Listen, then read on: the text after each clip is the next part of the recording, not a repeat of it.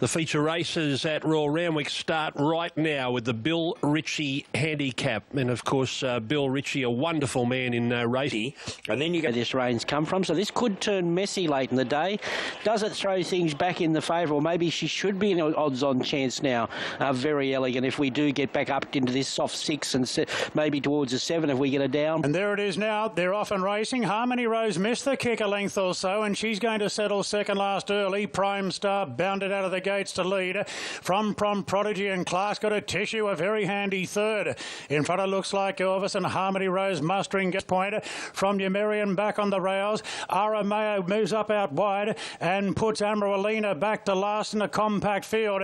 Prime Star ahead in front. 600 metres to run from Prodigy. A Tissue and a very handy third. Private Eye out deep. Looks like Elvis waiting for runs behind them. Then came Harmony Rose. They straighten up. And Prime Star slipped 2 lengths in front at the 300 metres from a Tissue, roused along. Looks like Elvis between them. At a length further back to Private Eye. It's Prime Star in front narrowly. From a Tissue is inch by inch getting there. Then looks like Elvis. Private Eye. Aramea late on the scene. A Tissue and looks like Elvis. A Tissue with a nose in front and a Tissue beat looks like Elvis. Aramea ran third. Anybody's guess for fourth. Private Eye, Harmony Rose and Numerian. They beat off Prime Star, Aramelina and Prodigy was last home. Well, similar conditions to her last start here. She wasn't really liking the kickback at steam ahead to the Epsom. Yeah, another smart Chris Waller play. He had her in another race there. She would have been odds on, and he thought, OK, I might keep this mare fresh and see if we can get a slot in the Epsom. And that's exactly what happened. I thought it was a smart ride by Tim, lightweight. He gave her a dig and put her into a nice position there, and she did the rest. So she gets into the Epsom with 50 kilos now. Looks like Elvis was good. Arameo, she's going well. That's another good run from him. Private Eye and Amaralina, I thought, out wide, so very, very forgiving, these horses out wide. And what about this? I could make pros for most for of a lot of them, horses. yes. I really like the run of Private Eye. Just something about him, like his last 2 starts, nothing's gone his way. He's in the worst part of the track yesterday, but just love the way that he ran through the line. So, like Joey said, I think he's going into the Epsom, he's going to be a decent sort of chance. Chris Watt has continued to fall here, and we're down to a soft 6. Race number 6 is the Darley Tea Rose Stakes over 1,400 metres. And this mounting yard is brought to you by Harvey Norman. 4 moves ahead is the danger. We might just see the best of her today if she gets any luck slotting in going forward. Well, whether you need to slot in under these conditions. Not only the racing, Nasmarty missed the kick a length, and She's All Class missed it as well. Von Trapp taken back, and 4 moves ahead, bounded out of the gates narrowly in front from Rock Lily. Swift Witness third, but caught deep on the outside. Had Never Been Kissed, Chill improving, and Mallory slides forward on the fence. Therefore, one of the roughies here, Rock Lily, shows the way from Swift Witness going to a clear second, and 4 moves ahead, Handy a third. On the outside of Mallory, Never Been Kissed fifth, the outer. They're followed then by Chill from Mokalua. Nasmarty pinching ground on the fence. Further back to Latino Blend, Robo Dira, Von Trapp, and the favourite She's All Class 8 lengths away at the rear of the field. Coming to the turn is Rock Lily in front by a half to Swift Witness. Then Mallory on the inside of 4 moves ahead, Never Been Kissed. Further back to Chill, Nasmarty the fence, Latino Blend pulling out, then came Mokalua. It's Rock Lily tackled now by Swift Witness, and Swift Witness takes the lead from 4 moves ahead. Mallory the inside. They're clear then from Chill and Latino Blend. Swift Witness still the leader from 4 moves ahead, is surging now on the outside. 4 moves ahead, lays it down to Swift Witness, then Mallory. 4 moves ahead, goes home best, and 4 moves ahead won the Darley Tea Rose from Swift Witness and Mallory third, followed by Chill or Von Trapp for fourth. Further back, Latino Blend, She's All Class, never got into the affair from Mokalua. Never Been Kissed, Robo Dira, dropping out Rock Lily and Nasmarty. Well, she was a Group 2 winner here as a 2-year-old in the Sweet Embrace Stakes just prior to the Golden Slipper, where she ran 4th. And now she's a Group 2 winner at 3. 4 moves ahead. has got the better of them. Swift Fried and on a good filly, I must say. followers of Nashua are having a very good day. 1, 2, 4, 11. 4 moves ahead, trained by John Sargent. Yeah, she's back in business. Another beautiful ride because she had a sticky draw and Nash just found that 1-1 and he's waited before he pulled off Sweetness's back, who did probably her run was good because she's the one that did the work in the run and stuck it out pretty well.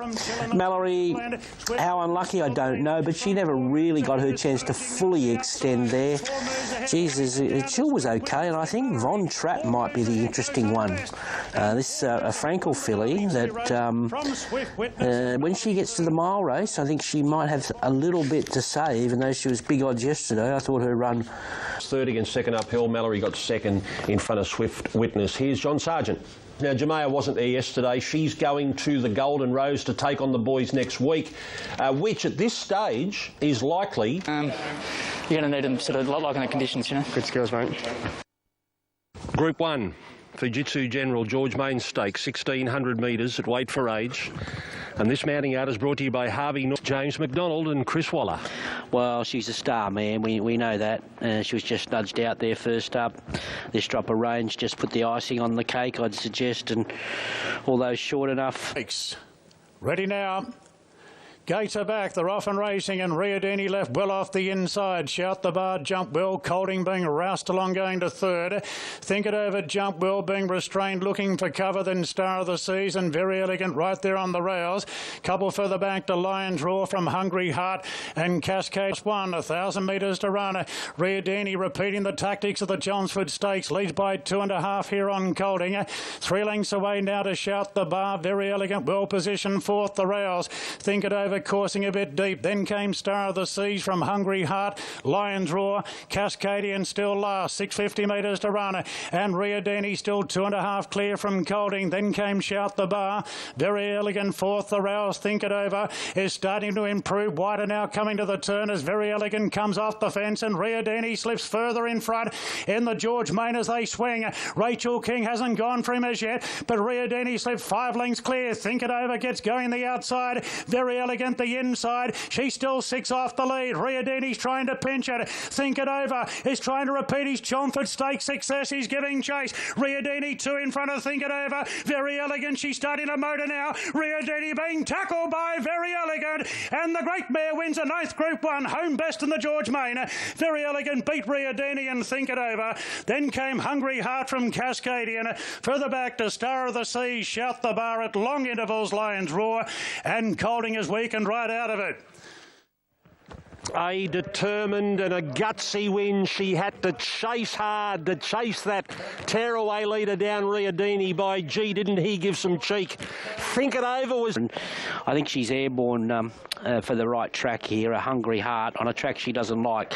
She's gone very, very well, but what a champ she is. She's a beauty. An absolute beauty. Chris Waller, what do you say about the truth? She is a champion. She is a champion. 9 million in the bank, like you said, 9 Group 1s, 14 wins over multiple distances, and here she is. Here she is, Very Elegant. That's Riadini out in front, and there's a big space to catch up for Very Elegant, but she does it with style. Yeah, she chases them down, doesn't she? Well, we just spoke about her anyway. We know she's a champion. She's going to be the horse of the year from last year, and we'll see what she does this year. But all distances. Riadini, since these blinkers have been back on, he drops to 51 kilos in the Epsom. He's going to be very well fancied there, that's for sure. Last year. We might be in trouble with this Epsom, with these jockeys' bubbles, with all these lightweights. I'm telling you, unless these... it all depends what. Other than that, there was some. Oh, he was unlucky. Think It Over. Yeah, he was wide. He was tough. He was tough. Good effort. He was tough. If you could see the replay of that again, she was really good. Hungry Heart's flying. She is flying. That's another good run from her for a dry tracker. the baldy face. Yeah, I was about to say, I catch him run there, cascading, getting down the outside in the worst part of the track. Ronnie? Yeah, welcome to first grade, champ. you want to start punting now, and you can start off backing him and you'll get a few lessons. It'll be a very quick lesson. There's the donk here was Chris. And just colding, he had cardiac arrhythmia. He's fine. He was just eased out of that race with cardiac arrhythmia. Here's Chris Waller. It's a mini Everest, all right, but it is officially the Bowman's Commercial Furniture Shorts, over 1,100 metres, and this mounting yard is brought, and one of them is Nature Strip. The favourite for this race, the Shorts, James McDonald and Chris Waller. The Waller Racing slot has picked this horse to run for them in the Everest. Well, things may have fell into place for him there first up, but let's face it, he was absolutely left. To Eduardo, the Star and Arrowfield have picked him for the Everest. First up today, Nasrullah riding for Joe Pride. Yeah, he loves a bit of jar out of the track himself, and he's been perfectly set up by Joe. And get him to before. Is the South Australian number 3 Guitra, ran for Inglis last year. He'll be running for Inglis again on October 16. Gordon Richards, the trainer, he's back in Sydney, and this horse, I thought he was unbelievable winning it with that 60 kilos in Melbourne first up, having a lot to do. I expected him to be walking around here glowing. I tell you. Number 5 Rothfire. Tim Clark has been booked for the ride. And of course, James Kennedy, a newcomer to the Everest. He purchased the slot off GPI, and he's great. A lot of work's gone into him, obviously. A year off, 2 trial wins. He's been brilliant in his track work. He's so light on. Hugh Bowman is in the saddle for John O'Shea. The Tab own him for the Everest. It's their slot, along with the owners. Up at Randwick, the Shorts over the 1,100 metres, a prelude to the Everest. And at Group 2 grade, Nature Strip is the favourite. And Nature Strip It's D-Day, not D-Day for him, but we'll see how he shapes up against the top liners here. 4 Masked Crusader. If they do overdo it, we know how strong he can be. And Edward. Stand by for a start. Light rain falling again. Gates open, they're off and racing. Eduardo jumped brilliantly wide outside it. Rothfire, Nature Strip quickly on the scene, and Adelong drifts back to 4th. Followed then by Guitra, Hand of the Truth, lost and running back in the field. And 3 lengths away to Masked Crusader. It's Eduardo rolling to the front of the 800 metres, 3/4 on Nature Strip. They've opened up 3 lengths on Rothfire, followed by Adelong and lost and running on the Improve out deep, followed by Guitra at the rails. 2 after Hand of the Truth, 2 after Masked Crusader. Now they're locking horns around the turn. Nature Strip on the inside of Eduardo. Stride for stride. Nature Strip the inside of Eduardo. 3 lengths away to Guitra running on. Rothfire starting to close in. Masked Crusader still back last. Nature Strip trying to palm off Eduardo. It's Nature Strip a neck on Eduardo. Rothfire's battling. Guitra is looking to come through the middle. Nature Strip's kicking from Eduardo. Nature Strip just in front. Eduardo's lifting the outside. Eduardo lays it down to Nature Strip, and Eduardo won it. Eduardo in a gripping finish to the Shorts, ran down Nature Strip. Guitra 3rd, Rothfire 4th. No run-ons. Followed behind then by Hand of the Truth, Adelong, Masked Crusader and Lost and Running. Eduardo has won the Shorts. How are you feeling, Joe Pride? How are you feeling? You fired the first shot. Eduardo revved and length outside a horse like Nature Strip, and he still had a hide after. It looks like Nature Strip had put him away, and to fight over the top of him late. Good effort, Joe. Wells' best sprinter, maybe. Nature Strip, well, he just got issue there. The gap closes, and then it closes again, and I'm convinced he had something to offer there. Rothfire's gone out of his skin, and Masked Crusader through the first bit, because the talk before the race is what's Nash going to do on Eduardo, what's James going to do on Nature Strip.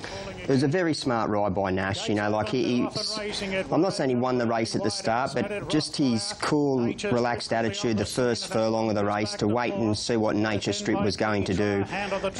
it was a very, very smart ride. He stayed sort of out in the middle of the track. I've got Guitra back inside. You could see what Jason Collett was trying to do by that stage of the day. The fence was definitely the place that you wanted to be.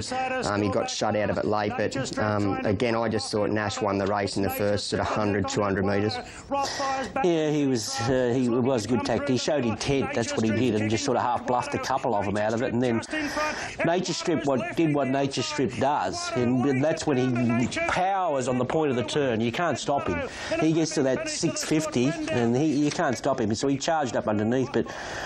Well, he's just a fighter, isn't he? He's got he's got the wood on Nature Strip. He's got him a couple of times now. Yeah, it's just a shame Nature Strip can't, and he's always done it, like we said. He just makes those little mistakes. If he didn't make those little mistakes, he'd be a much better horse. But he's such a competitor. He hates to see horses in front of him. He just does not want to drop the bridle. He just wants to get up and eyeball them and race them the whole way. But super effort by Guitra. And just on what Collett did, now the stewards quizzed him about why he went where he did, but it was not unreasonable what he did, because he would have had to have when the run was going to be there on the. That's for sure. You could make. I thought Rothfire did more than enough as far as he's first up in a year. How he comes out of it's another story, but I'm sure he'd be more brilliant on a dry track. Rothfire. Mars Crusader, I thought, was great.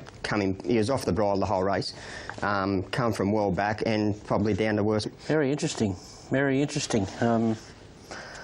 What they do. Oh well, I suppose they play the boat. Who do they go for? Austin Running's now 20. 3:10 earlier today, as we mentioned on the program, Insider Trading this morning, if you're watching live, was a vulnerable favourite, out to 350, 340 now, so a drifting favourite, the Toppy. OK, Moriaka is next best there, $7 this hole. Set to run for the 1,000 Guineas Preludes. They're racing. Morioka from barrier number 1, midfield away. Devout Hero last out with Daisy's Extra Gear straight to the lead from Scorched Earth, Ancient Girl, Morioka.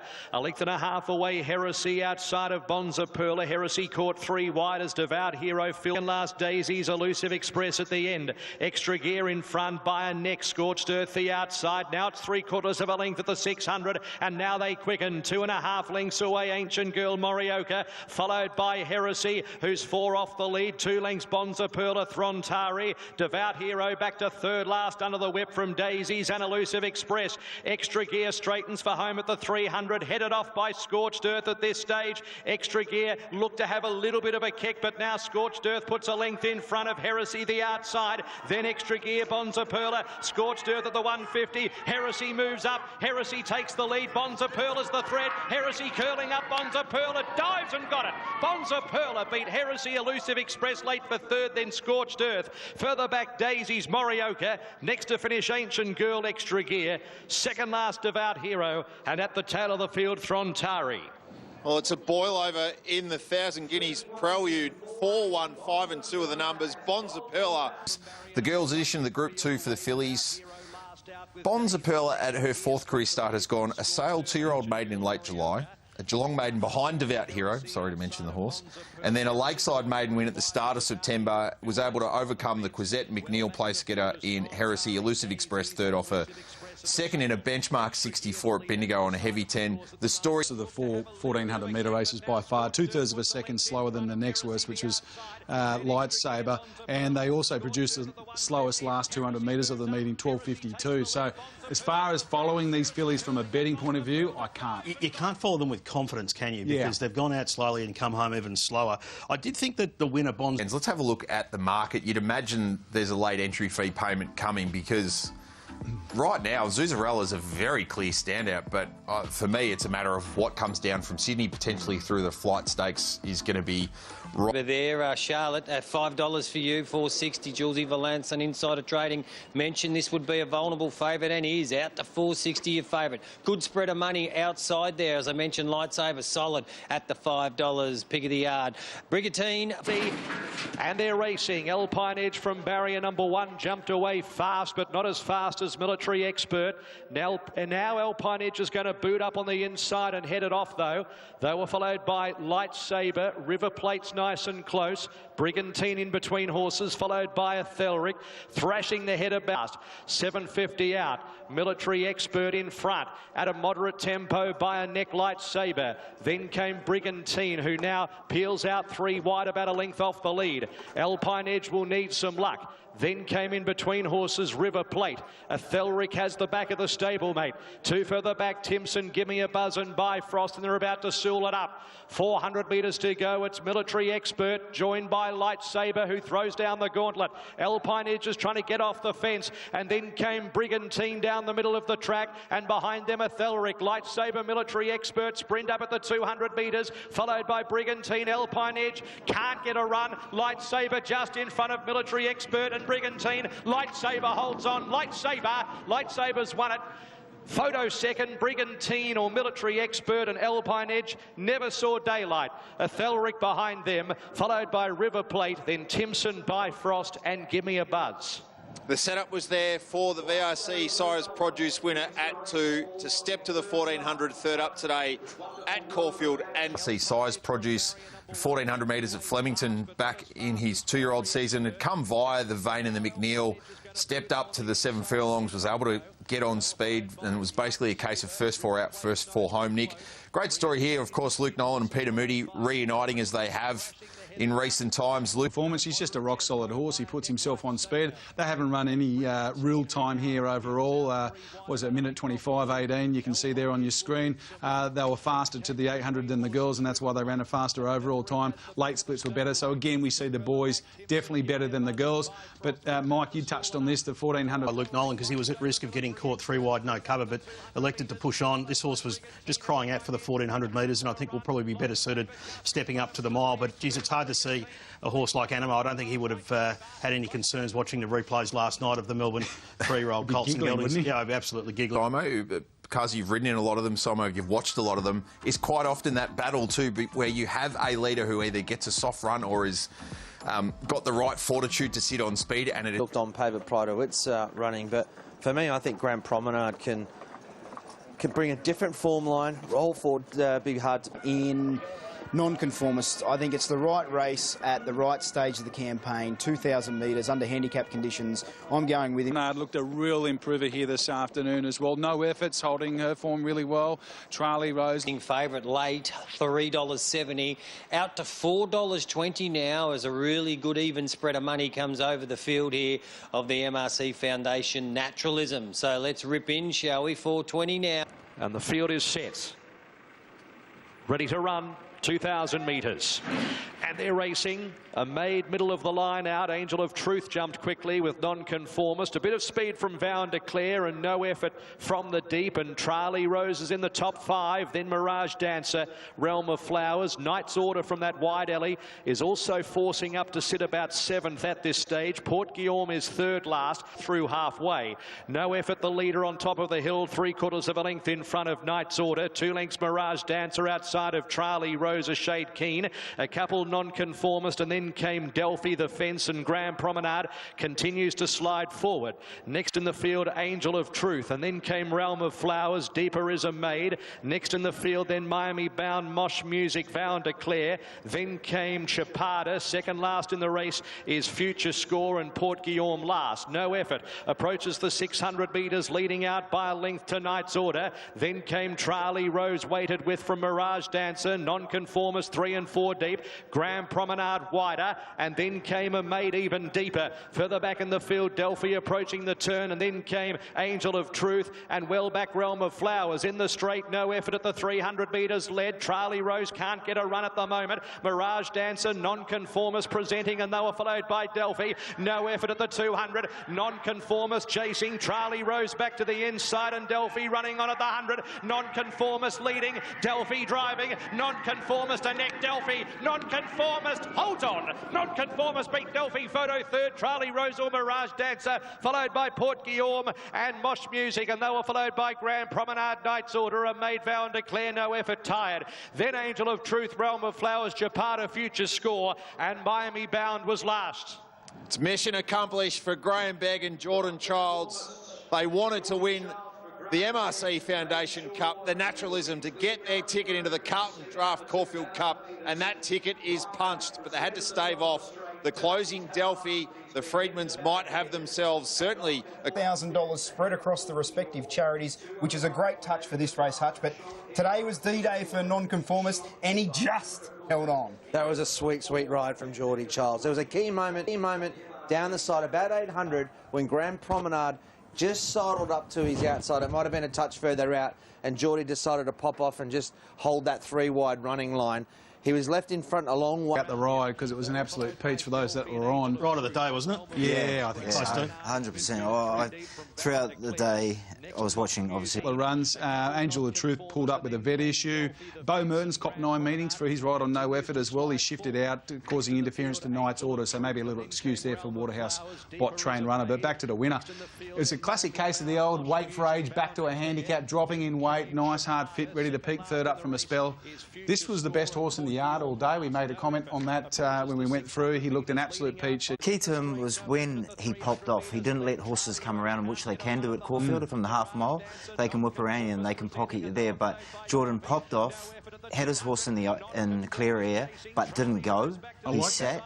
You mentioned that yesterday too, Cuz, and you said that actually resulted in the horse winning because it kept Delphi in the pocket for longer. It did. If Jordan Childs did what the kid earlier did on the gouch, popped off but got going, he doesn't win the race. But Jordan, he's really matured as a rider now. He's a Group 1 winner already, but when Jordan came out and he sat there... and I reckon in a fast-run Caulfield Cup at the end of 12 furlongs, and that's with full credit to the horse. He was perfectly placed yesterday, but I'm just not sure heading into a Caulfield Cup that he's going to be competitive. Yeah, I tend to agree with you. Here's a Caulfield Cup market, as we said, incentivised, hold, sway, not surprisingly. Perhaps a question of where those lightweight chances are, but again, maybe the depth of this field is highlighted by the fact that nonconformist is on the third line there. Yeah, I think so. I think, look, incentivised clearly. Okay, it's time for some Group 1 racing here at Caulfield, the Sir Rupert Clark. What a field it is, deep with Group 1 performed horses. Let's have a look at the top of the market because the mighty mare Probabile holds the way. She's a 3-time Group 1 winner and $5.50. She's second up the 1400 she loves. She's got the 57, but look at that gate. Gets a charmed run. 460 solid. Hello, Streets of Avalon came out. I Am Thunderstruck went wickety whack with punters out there. $9 into $5.50 into $4.80. That's a good go. Look at his draw. He's going to be solid at $7. Sierra Sue stiff in the Fian. $17 to $13 to $12. Good support for her. I've landed on Poland at a price, I think, each way. Blinker's back on second up, could run a big race. Sammer's dad over from WA seems to be a big drifter. Bo Rosser on top, but I've upgraded I'm Thunderstruck once he did get into the field, and the money for this horse has been significant. He's been heavily backed for a Group 1 handicap, and he's going to start a clear favourite over some serious horses. Thunderstruck, that gap between runs, he's a cracking style of horse, and I think he'll put his best foot forward right down on 52 kilos here this afternoon. Other horses... Folks, we have a brand new favourite, and it's all about I Am Thunderstruck. Hit the $4 mark, clear-cut favourite. Absolutely smashed, as BZ mentioned. This is a big, deep field of Group 1 performers, and this has been a good go. Won his last 2 gallops at 7 furlongs. The last one in with Jai McNeil, and the field is set for the Sir Rupert Clark. Ready and racing at the 1400 metres, a beautiful line. Sammersdat going back to second last. I'm Thunderstruck is dragged back to last. Bo Rosser jumped very well with Buffalo River Groundswell. As Buffalo River led Groundswell, Bo Rosser box seating, Azar coming over. Then came Behemoth Dice Roll, Probabile from Irish Flame, Sierra Sue regards Marie. Sammersdat is 2/3 down the field, the inside of Poland, followed by Romancer. Then Amish Boy, Dallasan second last, and I'm Thunderstruck at the end. Buffalo River at the 850, steadied 3/4 of a length Groundswell. Bo Rosser third from Azar. 2 lengths Behemoth in the centre outside of Probabile, and Dice Roll 3 wide around those. A length Sierra Sue regards Marie, Irish Flame and Sammersdat in a line. Then came Poland, Amish Boy, Romancer, Dallasan, and last I'm Thunderstruck at the 500. Buffalo River by a half length, the Groundswell getting closer. Azar peels 3 wide. Bo Rosser sits and waits, and then Dice Roll getting going. Behemoth about 4 off the lead from Probabeel. Then Irish Flame regards Marie. I'm Thunderstruck still third last. Groundswell, Buffalo River with now Beau Rosser, Azar and Dice Roll all queuing up. Probabeel, Behemoth behind those horses across the track. Azar, Beau Rosser and Dice Roll at the 150. Sierra Sue running on. Dice Roll in front. Sierra Sue's coming at Dice Roll. Sierra Sue beat Dice Roll and I'm Thunderstruck late for third. They were followed by Azar and Probabeel. Next, Dallas San Amish Boy Behemoth. Further back was Beau Rosser, Buffalo River, Irish Flame, Romances, Sammersdat, Groundswell, Punctured Up, Poland and Regards Marie. No problems getting out today for Sierra Sue. She was in clean air when it mattered most. And what a birthday for Daniel Moore. He grabs the Group 1 Sir Rupert Clark Stakes aboard Sierra Sue. Natalie Young put it on the agenda a few weeks ago. She wanted to bring the mare here, and this is a tremendous training performance from Queensland via a Mildura Cup, a Lawrence, a Fian, and now a Group 1 winning mare. Super training effort, Nick Ryan, to grab a Group 1 placing with Dice Roll, and have a look at I'm Thunderstruck poking through late. Azar was brave, the best. Might be the same. It's a great moment for the stable. They've had another Group 1 winner here at Caulfield.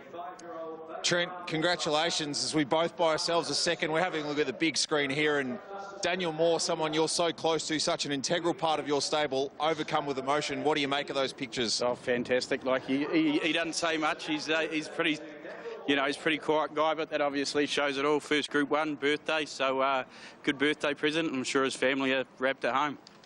There's Group 1 options for the mares with the Empire Rose, or there's other weight for age options. Where do you want to try and have a crack now? I suppose the Rupert Clark or the Empire Rose, like you say, she's doing plenty of racing, but You know, you watch people win good races and they get emotional. You think, oh, bloody hell, they're friggin' softies. But it sort of hit me a bit there. I just wanted a minute with her, and she dug in deep for me. I'm just so proud of the mare. Yeah, let's talk about Rupert Clark Stakes. 71st running.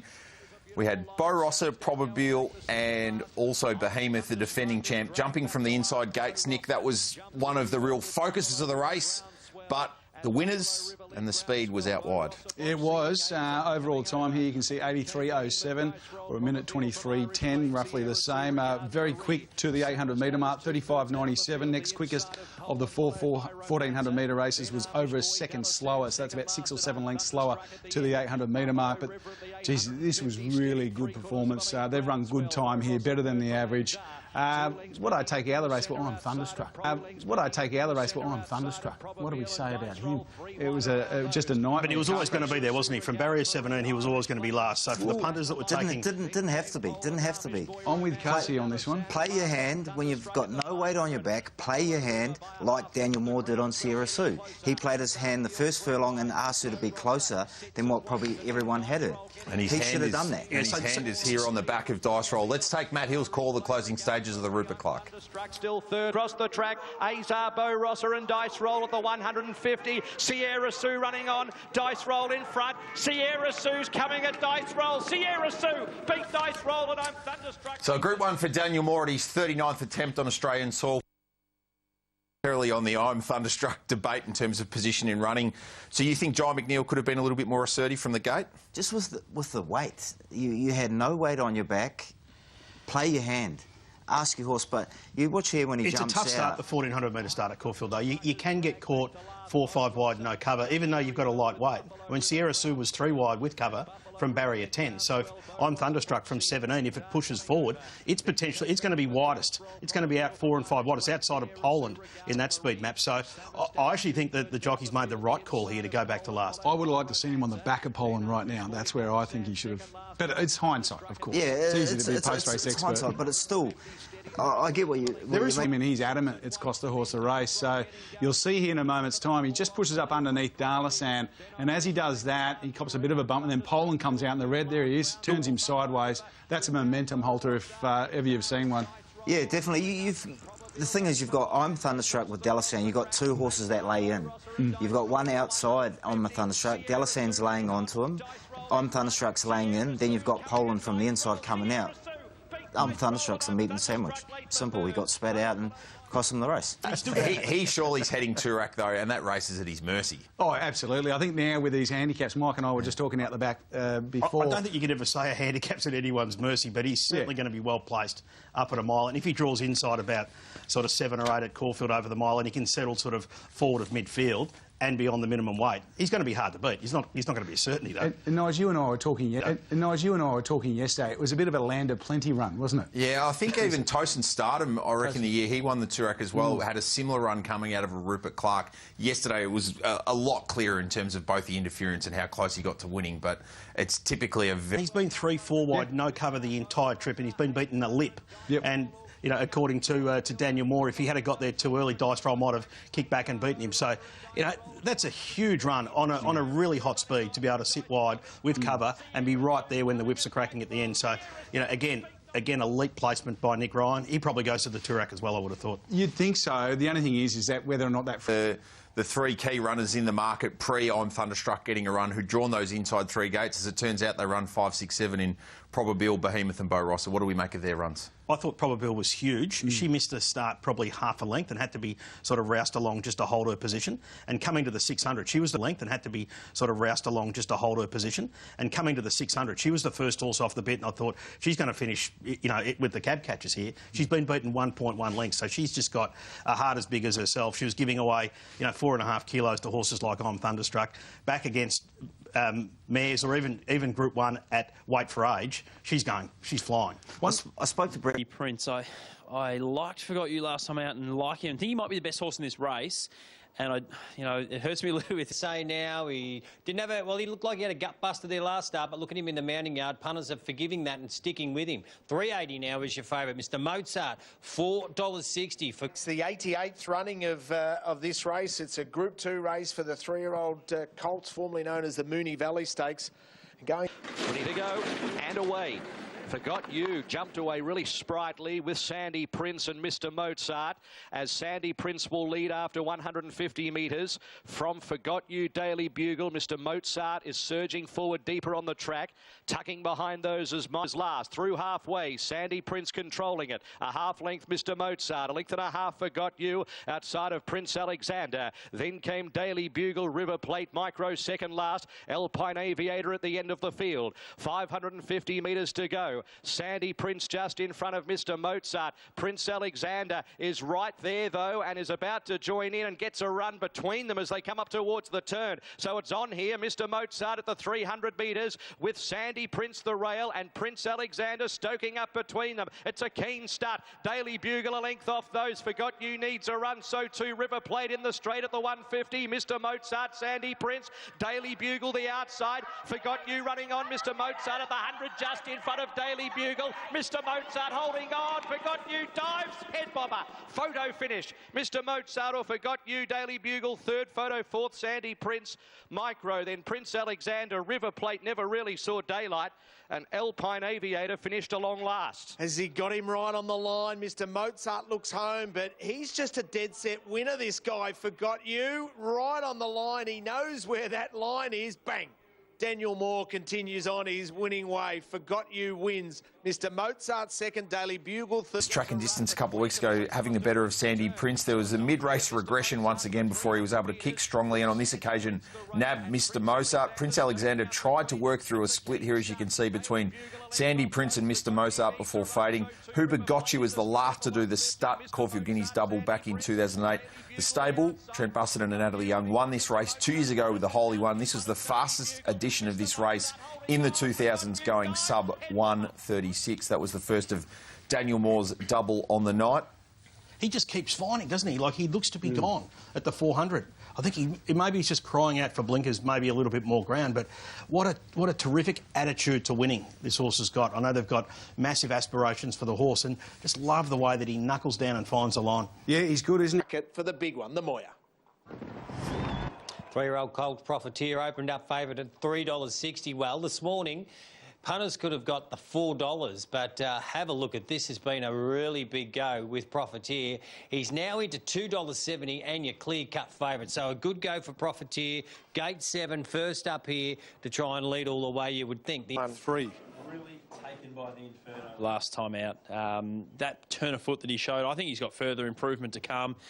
Bit of a concern is he's going to be spotting to the lightly weighted three-year-old a big start, but he's got the turn of foot that if he's close enough on the last time out, and he's got that, so he gets the 3 ticks from mine. He goes on top. Brooklyn Hustle, she's exactly where you want to see her first up. If you 260, I explained, Profiteer was heavily supported. He's now sneaking out to that $2.90 mark. They're coming for Brooklyn Hustle here. Pros are getting around Brooklyn Hustle. She's drawn awkward. She's going to get back, but you know she's got that turn of foot. $18 earlier today, now into $11. Brooklyn Hustle. That's a... As Brooklyn Hustle, with a VOP price, has gone $17, $7.50, $6.50. Extraordinary move. Did not expect that given her likely speed map. I wasn't surprised to see it. Signal racing in the Moya. Shaquiro jumped well. Ballistic Lover, Profiteer out fast with Wild Ruler, Portland Sky. Shaquiro sits 5th, then swats that.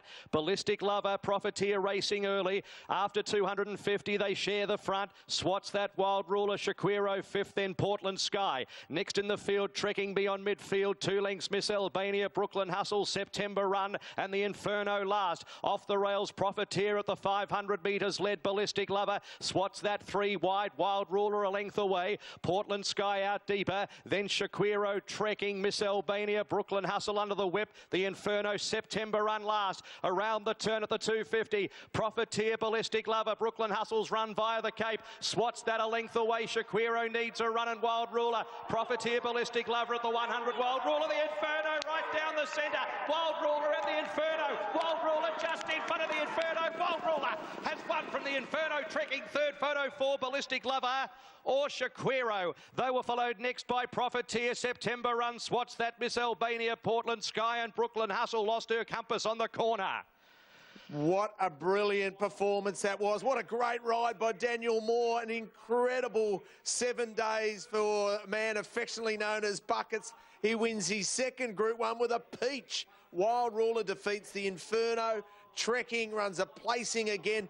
Ballistic Lover, who... Profiteer, Ballistic Lover at the 100. Wild Ruler, the Inferno right down the centre. Wild Ruler and the Inferno. Wild Ruler just in front of the Inferno. Wild Ruler has won from the Inferno, trekking... Not quite the normal roars of the crowd you anticipate with Group 1 Friday night at the Valley, but there were connections and strappers and all sorts of people yelling to underscore that soundtrack there. That's the quickest Moya of the 7 at Group 1 level at 1,000 we've had over the last 7 years. So...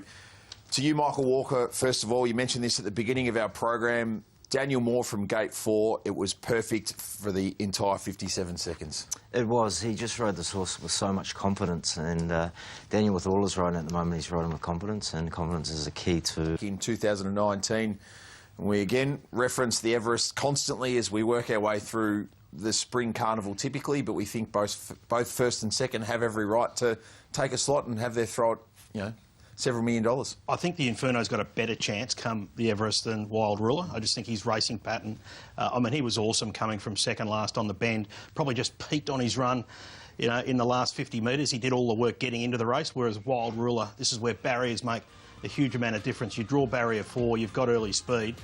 The 2 leaders have gone absolutely crackerjack with Profiteer and Ballistic Boy. Excuses in terms of why she lugged out, but obviously she had those vet issues. Huge plunge on Brooklyn Hustle, like $21 into $6.50 for a horse who maps is going to be back in the, you know, in the last 2 or 3 in the run. So. Don't know where that money came from, but it was surprising to see a horse like that attract so much market support given its map. And Profiteer, Mick Price and John McNeil both said post-race to me, Nigel, that they felt as though this horse is going to be much better suited at 1,200 metres.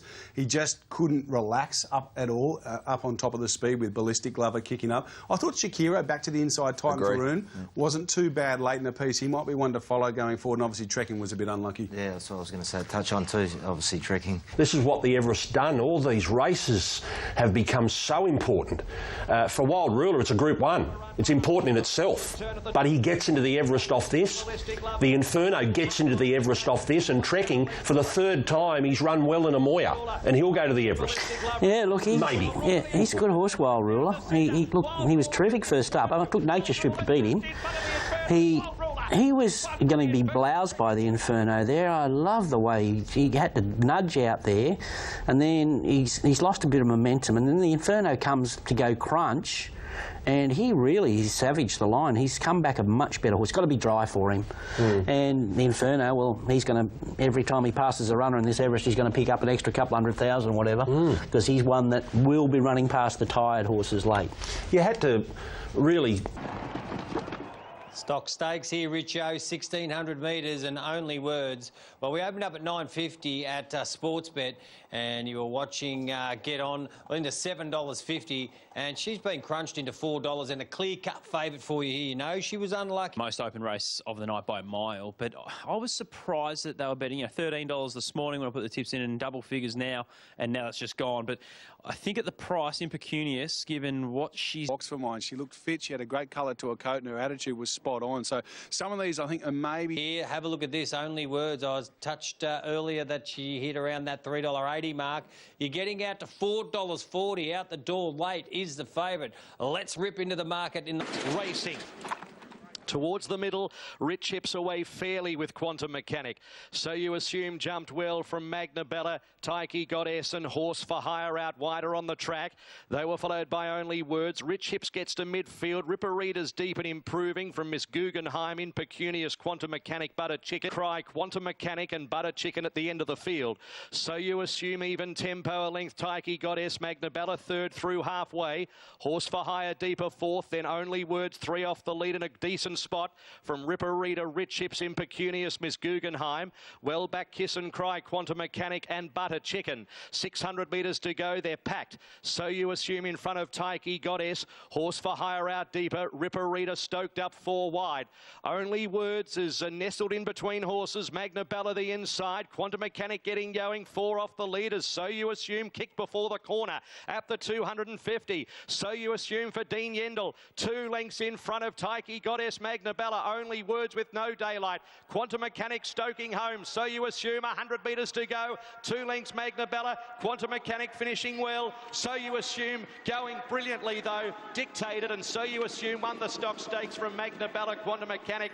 Only Words possibly fourth. So unlucky with Impecunious. Behind them Kiss and Cry, Rich Chips, Taiki Goddess, Butter Chicken, Horse for Hire, Ripper Rita, and Miss Guggenheim was last in. It's been a really good race to Shane Nichols. He won it on 2 occasions with his superstar I Am a Star, who's a Group 1 winner, and he wins it here with a really progressive So You Assume, and the first lead no more than Craig Williams. Watch the purple colours of Denise Martin's Star Thoroughbreds. Only Words, know where to go. Go left, go right. Just sit up and smile for the photo. You'll come about fourth there, but never, ever ask for the ultimate effort. Burst through in the last 50 metres.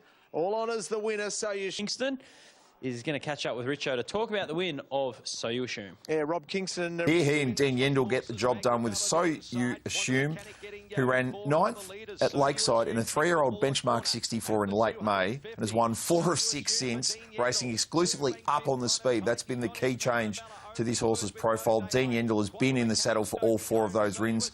Group placings for the SA Mare, Magna Bella and Quantum Mechanic, Only Words and Impecunious were all running to some extent on from the back. Yeah, Only Words, Impecunious, the 2 unlucky horses there. Good ride from Dean Yendall. Gap between runs for the on-speed gallopers, So You Assume. Screen's become a mega screen, Mr. Tony Brassel, and in this 5th, you're pretty keen on King of Sparta. You made a special. Yeah, well, it's a big tip, Marto, so we've got it on top, and he's been gilded. Your selections would be Tri-State at the double figure odds. He looks as though he's turned out beautifully. We're ready to run. There's a good line out. Tri-State left well together with Home Affairs, and Vindication's poking right up on the inside from Maltai, then Miss Ostend, a very fine red. Sort of State's caught pretty deep, followed after a gap to Holstein. Pal-Laley's out wide and going forward in advance of Overpass, and King of Sparta's a conspicuous last. Home Affairs showed great acceleration to head them all off. Home Affairs trucking along by a length and a half on Tri-State, followed by Sort of State is caught deep. Vindication, the rails inside Maltai. Further back to Pal-Laley going forward, trying to get some cover.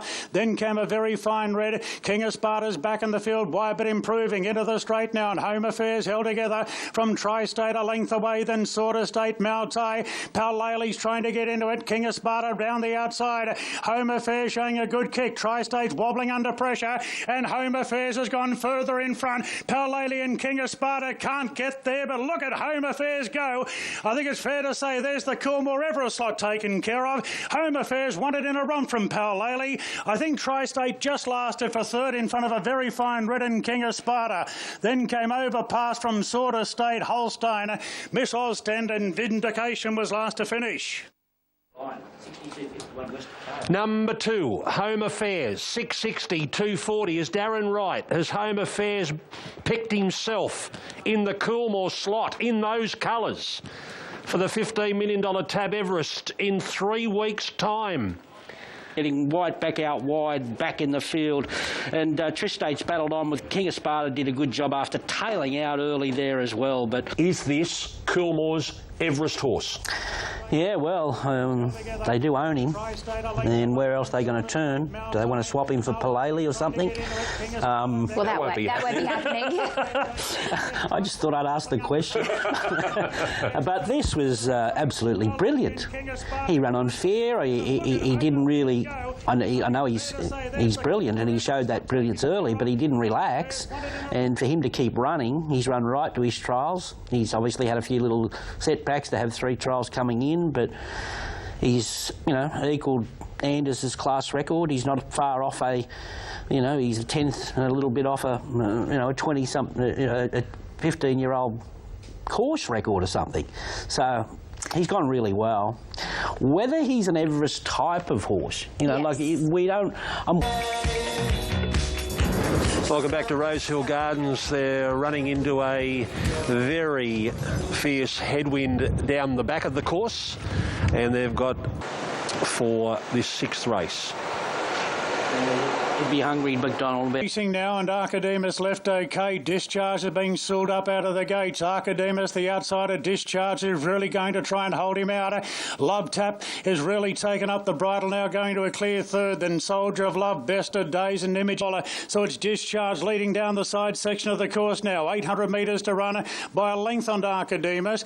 Then came Love Tap on the inside of Soldier of Love. A length and a half to the favourite Imaging on the inside of Best of Days. Then Reloaded inside Yonkers, and the last 2, All Saints Even Chat, who's still 8 lengths off the front runner. So it's Discharged in front for Jean Van Overmeer, quickening the tempo now, turning for home by 2 lengths and Archidemus. Love Tap is working into the clear, so it's Discharged swinging in front. Love Tap goes to second, then came Archidemus, and further back to Imaging is running on stoutly. It's Discharged in front by a half to Love Tap. Imaging can't get there. Reloaders ducking and weaving behind them. Discharged still in front. Yonkers is powering home at the end. Discharged in front from Yonkers. Reloaded late. They hit the line. Yonkers got up right on the line there. I'd say to nail Discharge and the fast finishing Reloaded.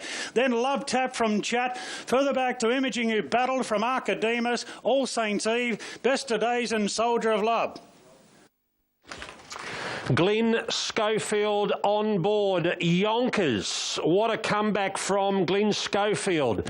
And what a win by Yonkers. But what about the Yonkers, an upset winner of the Shannon. When we come back, the Keen Ireland and then back to Australia. Wow, this was the shock of the day.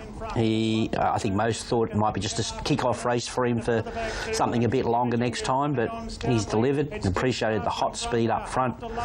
Comes with an uninterrupted run and gets the job done. Glenn's back in town. Be repaid by Chris. He's been doing a lot of work for him in the trials over the COVID period. Discharge did all the work and battled on well there. He might have been a bit unlucky. Reloaded, old mate there. He'll get a few under his spell after that again. But Yonkers, obviously, he's come back well. I think those were the 2 in the mark. Group 2 for the fillies and mares. Keeneland sponsor the Golden Pendant, over 1,400 fillies and mares. Keeneland sponsor the Golden Pendant, over 1,400 metres, and this mounting yard is brought. Yeah, it was a really strong, classy win, wasn't it? Fast speed, she was quite dominant. Win at Kembla.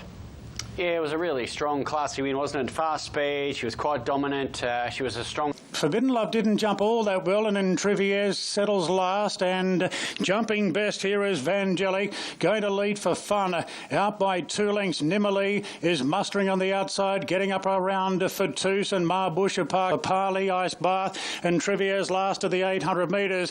Vangelic looking to make all here in the hands of Tim Clark, by a half length on Nimmerly. They're followed then by Marbusha, parked on the inside of Fatus, and the pair both creeping a little bit closer. Further back to Forbidden Love, Madame Rouge now, and Trivier starts the run on the circle, getting up on the outside of Papali and Ice Bath in restricted room.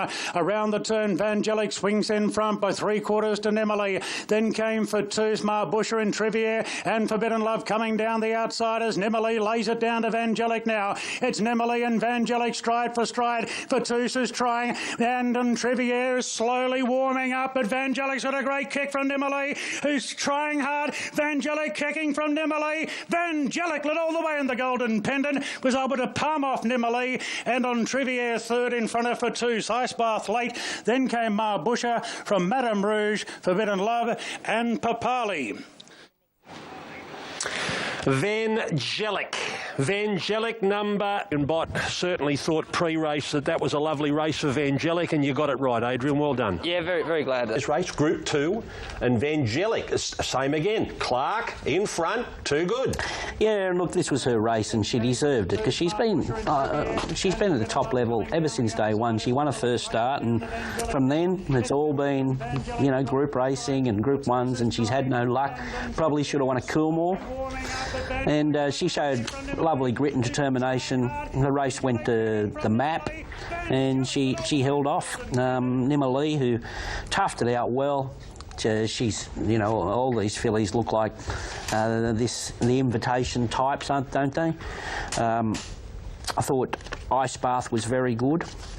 She's back up in the Epsom next week, and we get rain this week. She's certainly got a really good chance. And Trevier, not much went right for her. Didn't look good on paper as far as where she was going to sit. Had to go back, and there was still a lot of merit in her performance. Much better run from Madame Rouge, and waiting for this. He's a star colt. You know, we know that. He resumed with a soft win with more to come. He drops 2 kilos up to 1400. Things are going to go right in the run for him. I don't know, think you've seen him this prep, Lizzie. He's just got a little bit taller, I thought. Yeah, no, I haven't seen him this preparation. Didn't get the chance to see him. Yeah, he'll probably have to go right back to get in here from that wide draw. He's not a on-pace horse anyway. He's had a 1400 metre lead up under his belt, which will stay in the Congo. Tim Clark for Gay Waterhouse and Adrian Bott. Yeah, what you see is what you get. Just a good, tough, on-pace horse, gives his all. Similar to that last winner, really, and he's going to look the winner for a long, long way here. No doubt he's got the talent to win this, and he's starting to look very big odds, considering he did run favourite against Dynamo in the lead-up, the run to the Rose. To come at Morphettville, Group 1 Golden Rose, just under 5 away, next from Rose Hill. Rose Hill, 3.5 minutes away, Mr. Gately. Animo, Star Colt, great winning. Rose Hill, 3.5 minutes away, Mr. Gately. Animo, Star Colt, great winning the run to the Rose first up. Yeah, and he gave them all weight too. I think that was significant. Off a little setback and was still too good. 1400. He's certainly a threat here, and you know, it's not going to be. It hasn't been easy for the back markers coming wide today. So Animo has to just. Racing now, and in the Congo began brilliantly. Clark wants the front, and Bowman's got Remark right out of the gates underneath.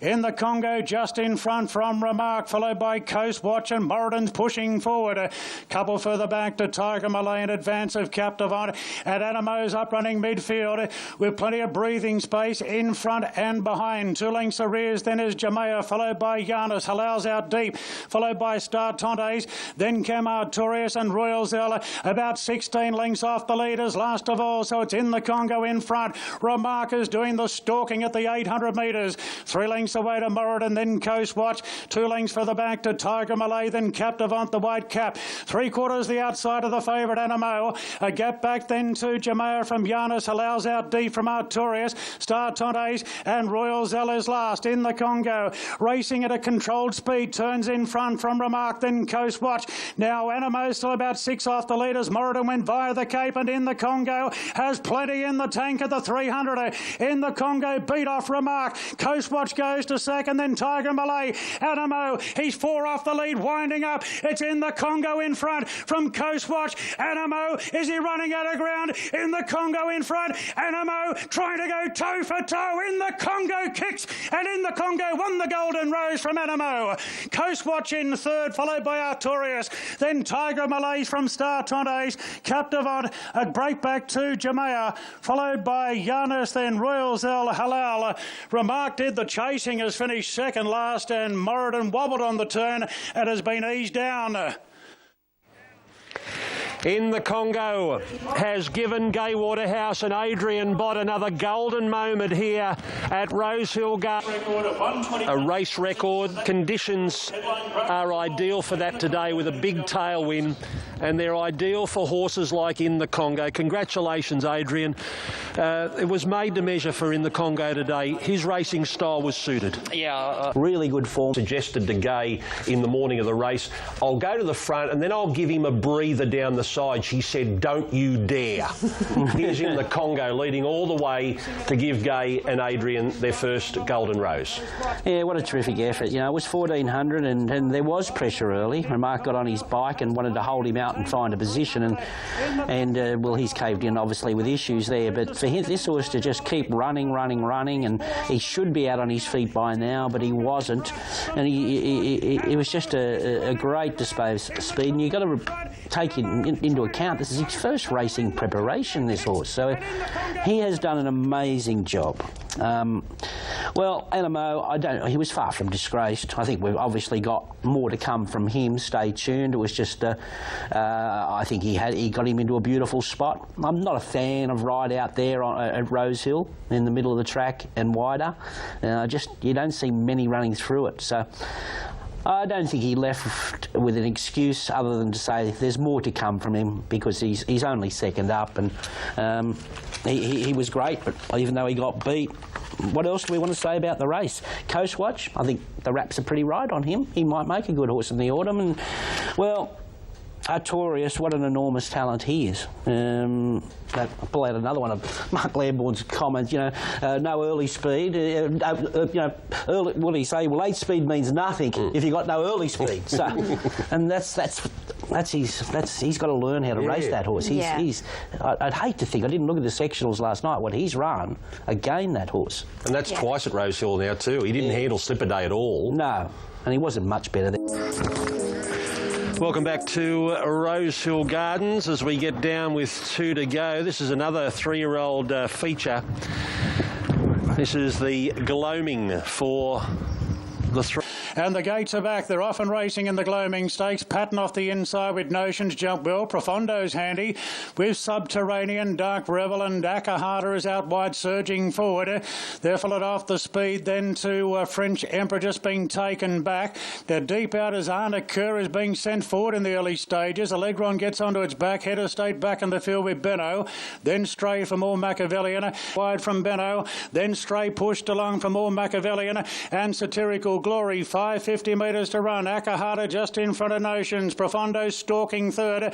Then Subterranean from Anna Kerr. French Emperor. Then came Dark Rebel as they straighten up. It's Akahata in front from Notions. Profondo's travelling well under Robbie Dolan. He hasn't let him go yet. And Profondo moved up now to take the lead at the 250, but Head of State's into the clear and thundering home. Profondo and Head of State. Head and head. Toe for toe they go. Profondo and Head of State. Head of State might be gaining the upper hand. Yes, Head of State goes on to win the Gloaming, but a great race. Head of State just beat Profondo. A gap back to Benno or Allegron for third, followed home by Patton. Then came Stray from Notion, Subterranean Akahata, French Emperor Anna Kerr, or Machiavellian, and Dark Rebel. Number 2, Head of State. James McDonald finally gets a winner. It's been a tough arrest. And Robbie pulled the whip through, maybe just when Robbie just pulled the whip through back to the left hand, he may have thrown this race away, but follow him for the future. More so the autumn than the spring, I think. Yes, so... About learning and getting him through his grades, and an ultimate goal is obviously 2 weeks. So for him to perform like that... Like home affairs, Coolmore Colours, head of state, runs home well to beat Profondo. A lot to talk about here with the first two across the line. Yeah, for sure. Look, he had a lovely grounding for this race, head of state, and that really showed out here with, you know, the proper runs, the proper lead-ups going in. He looks a stayer, doesn't he? He could emerge. And obviously a Champion Stakes, and then who knows? He might have a crack at a Derby or something. Profondo, look at him here. He's just raw. He wants to hang in a little bit, and Robbie's trying to straighten him up, and then he thought, I'll pull the whip through the other hand, and it backfired. And he just ducked in and threw it away.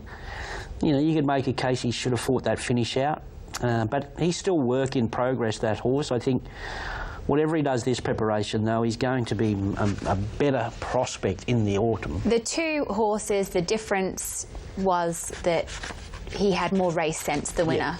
And the second horse, it was only his second run, and he's just doing things wrong. But because he's doing things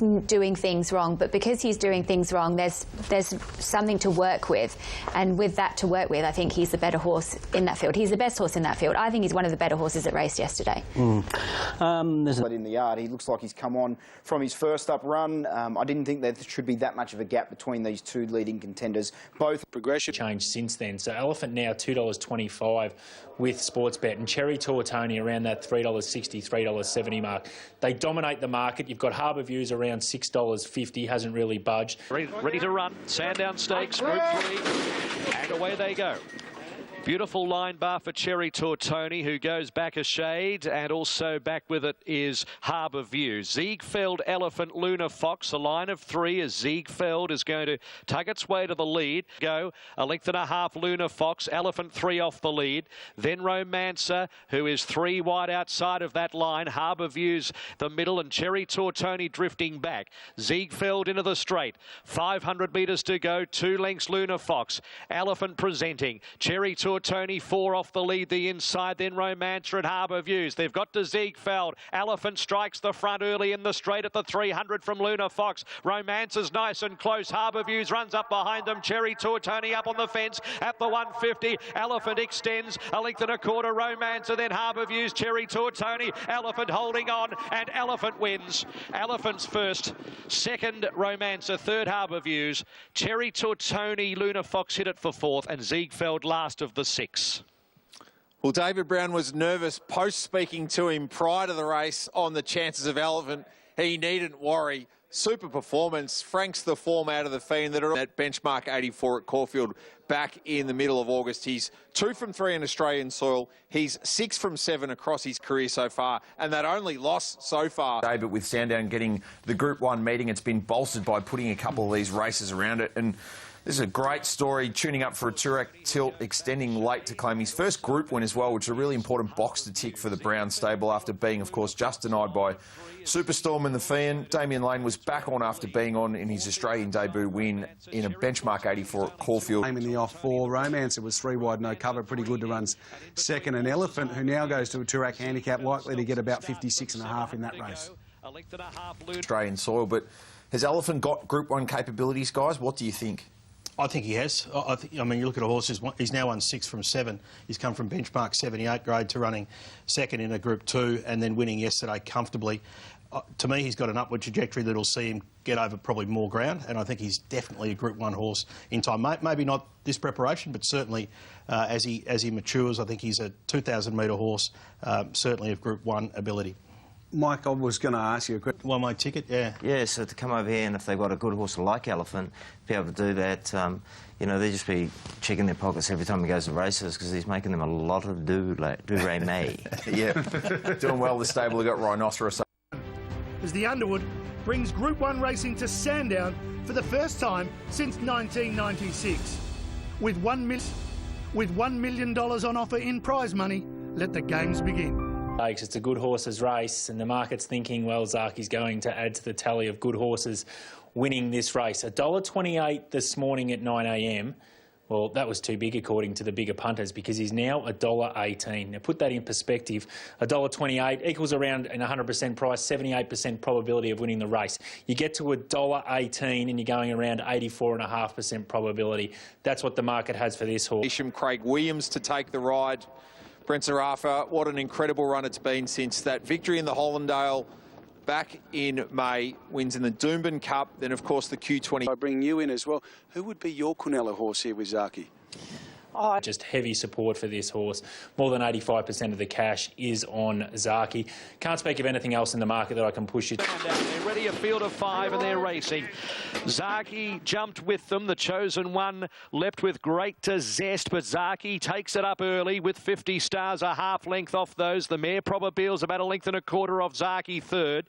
Second last Superway, fourth the inside, 2.5 off the lead, and the Chosen One is last of the 5. 50 Stars gets a breather at the 800 metres, and now Williams sends Zaki about a neck off the lead. Superstorm a length and a quarter away third from Probabil, and the Chosen One last as they come up to the turn. 600 metres to go. 50 Stars joined by Zaki. A length away Superstorm, who is 3 wide, and Oliver's getting busy. Probabil right up behind those horses, leaving the fence. Then the Chosen One down the dip at the 400 metres. It's Zaki on the outside of 50 Stars, and now Williams calls upon the top horse, and Zaki strides clear. 2 lengths Probabil, and then Superstorm a gap, the Chosen One, but Zaki lets down below the 200 metres. 2 lengths Probabil, and then Superstorm, but Zaki ridden out hands and heels clear, and is going to be one of the shortest price favourites to win the Underwood. Zaki scored by 2 lengths Probabil. Superstorm the Chosen One, and 12 lengths 50 Stars last of the 5. A consummate performance from Zaki. His second Australian Group 1. He adds the Underwood to the Turnbull Cup, and there's bigger targets awaiting. Since this race went to 8... He travelling around the Hillside Circuit, and again, first time we've seen him in Australia, the Melbourne Way. Yeah, I thought he was well. I thought he did well. Craig rode this horse so good. In a small field, sometimes you can get in that position where you just send them straight. The top horse, and Zaki strides clear. 2 lengths Probabil, and then Superstorm a gap, the Chosen One, but Zaki lets down below the 200 metres. 2 lengths Probabil, and then Superstorm, but Zaki ridden out hands and heels clear, and is going to be one of the shortest price favourites to win the Underwood. Zaki scored... What did the clock tell us, Nick? Yeah, it was obviously the faster of the 2 1,800-metre races, which you would expect. Superstorm 3 wide, no cover. He wasn't too bad, I didn't think, up against those 2 pretty good horses, and he's a good horse himself.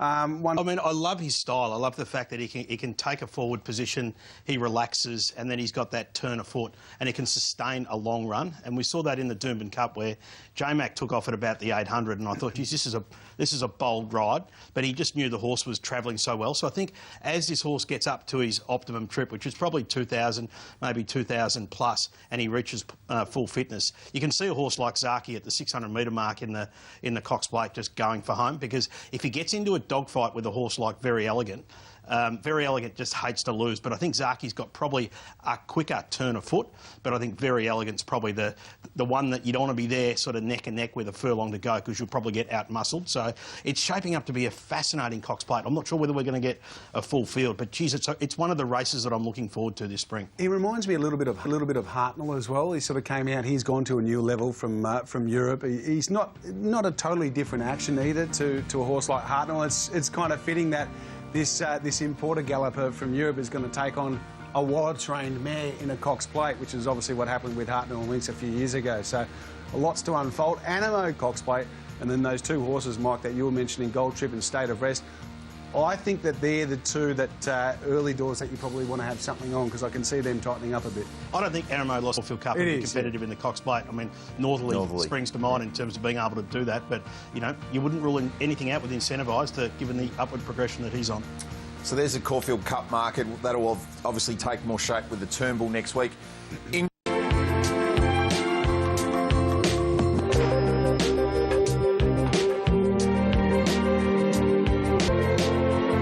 Jim Crack Stakes over 1,000 metres. Racing now on the favourite Coolangatta, left as well as anything wide out. Street Smarts was fast into stride together with your head in front to Deep Expectation. Coolangatta will have to sit 3 wide in third, followed by Wild Botanica, Choose Your Words, and deeper out Street Smarts on the outside of a Calmy Mess. They're followed then by Eurydice. Drasana's taking a rails run from Snitscat. Then came Mumbai Jewel, and Wild Calm is last of all. 350 metres to run. Pantanario in front. Coolangatta given the cue now by McDonald, and she quickly sprinted up to take the lead away from Pantanario. Drasana's running up the inside and looking for room, finding the line, but Coolangatta's off and gone. Look at the filly fly. Coolangatta down to the wire is going to win it by 4 lengths. Drasana powered home into second. Pantanario third. Just in front of Wild Calm. Mumbai Jewel late. Then Choose Your Words. Further back to Wild. Deja vu for James McDonald.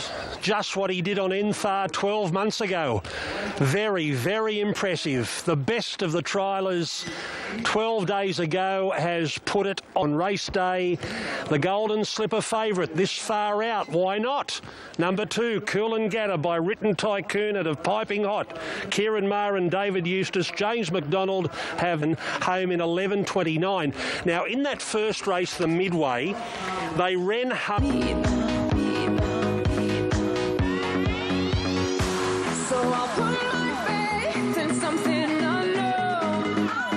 Number 5, the Yulong Hill Stakes, 2,000 metres. Weight for age, Group 2, and this mounting yard is brought to you by... And the gates clang back, they're off and racing. Shared Ambition and the favourite Think It Over have jumped well. Cepheus Handy with Kukaracha, then came Duis, K.I. Natik, and Cariff is going to settle back last. So it's Shared Ambition just crawling forward, not going overly hard here. They're absolutely walking early, and Shared Ambition will lead.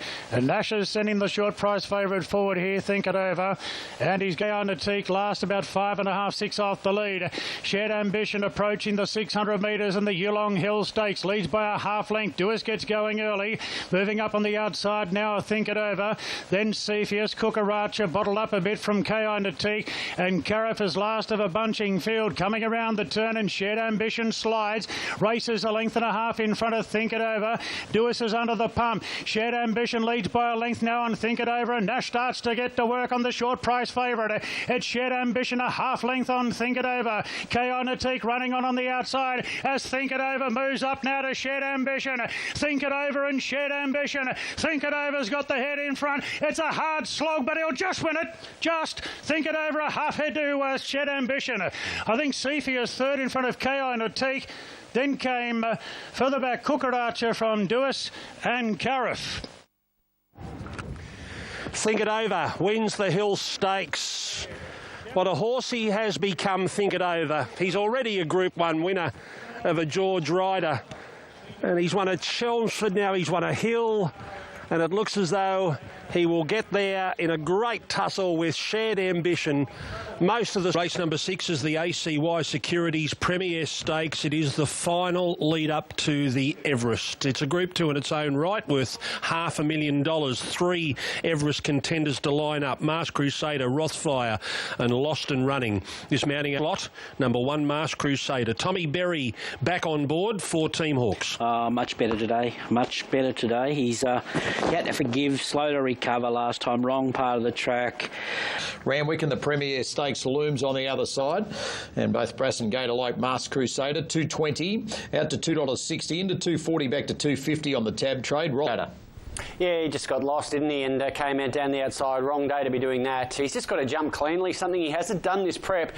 So I'm taking that. Stand out. I was going to say he looked to stand out, and he is a standout. That's where I'm going with. Stand out on top. I thought that he looked in great order. And he... Gates are back. They're off. Mars Crusader flopped out of the gates last, and Dadalong was first out together with Rothfire in the black jacket today, and Rothfire takes the lead from Dadalong. Lost and Running pushes forward. Jonk will settle in fourth. Embracer taken back to fifth with cover, but over over racing. 2 lengths away to I Am Superman Standout, and 3 lengths to Masked Crusader ridden Stone Cold last about 10 off the lead. It's Rothfire, hasn't been able to cross Adelong as yet, so Clark just sits up here on Rothfire, just trying to give him the easiest possible time. Adelong's punching through, lost and running a little bit deeper out in third, followed by Jonker, then came Embracer, Standout, I Am Superman, and now Masked Crusader starting to tack on as they turn for home, and in racing in the middle of the track at the moment. It's Adelong in front from Rothfire. Adelong, Rothfire, Standout up the fence, then came Lost and Running. Further back to Embracer. I Am Superman to the outside. Now Masked Crusader's being ridden up, but there's nowhere to go on Masked Crusader. He has to duck and weave. I think he's found a gap now. Standout went to the front. Masked Crusader's charging through the centre. Masked Crusader from last. A miraculous get out of jail. Masked Crusader beats Standout. Embracer third, then Lost and Running I Am Superman. Further back to Jonker. Rothfire knocked up together with Adelong. 2 weeks. 2 weeks to the Everest, and Masked Crusader does that. He's ready to go. Standout has run a bottler. He's back.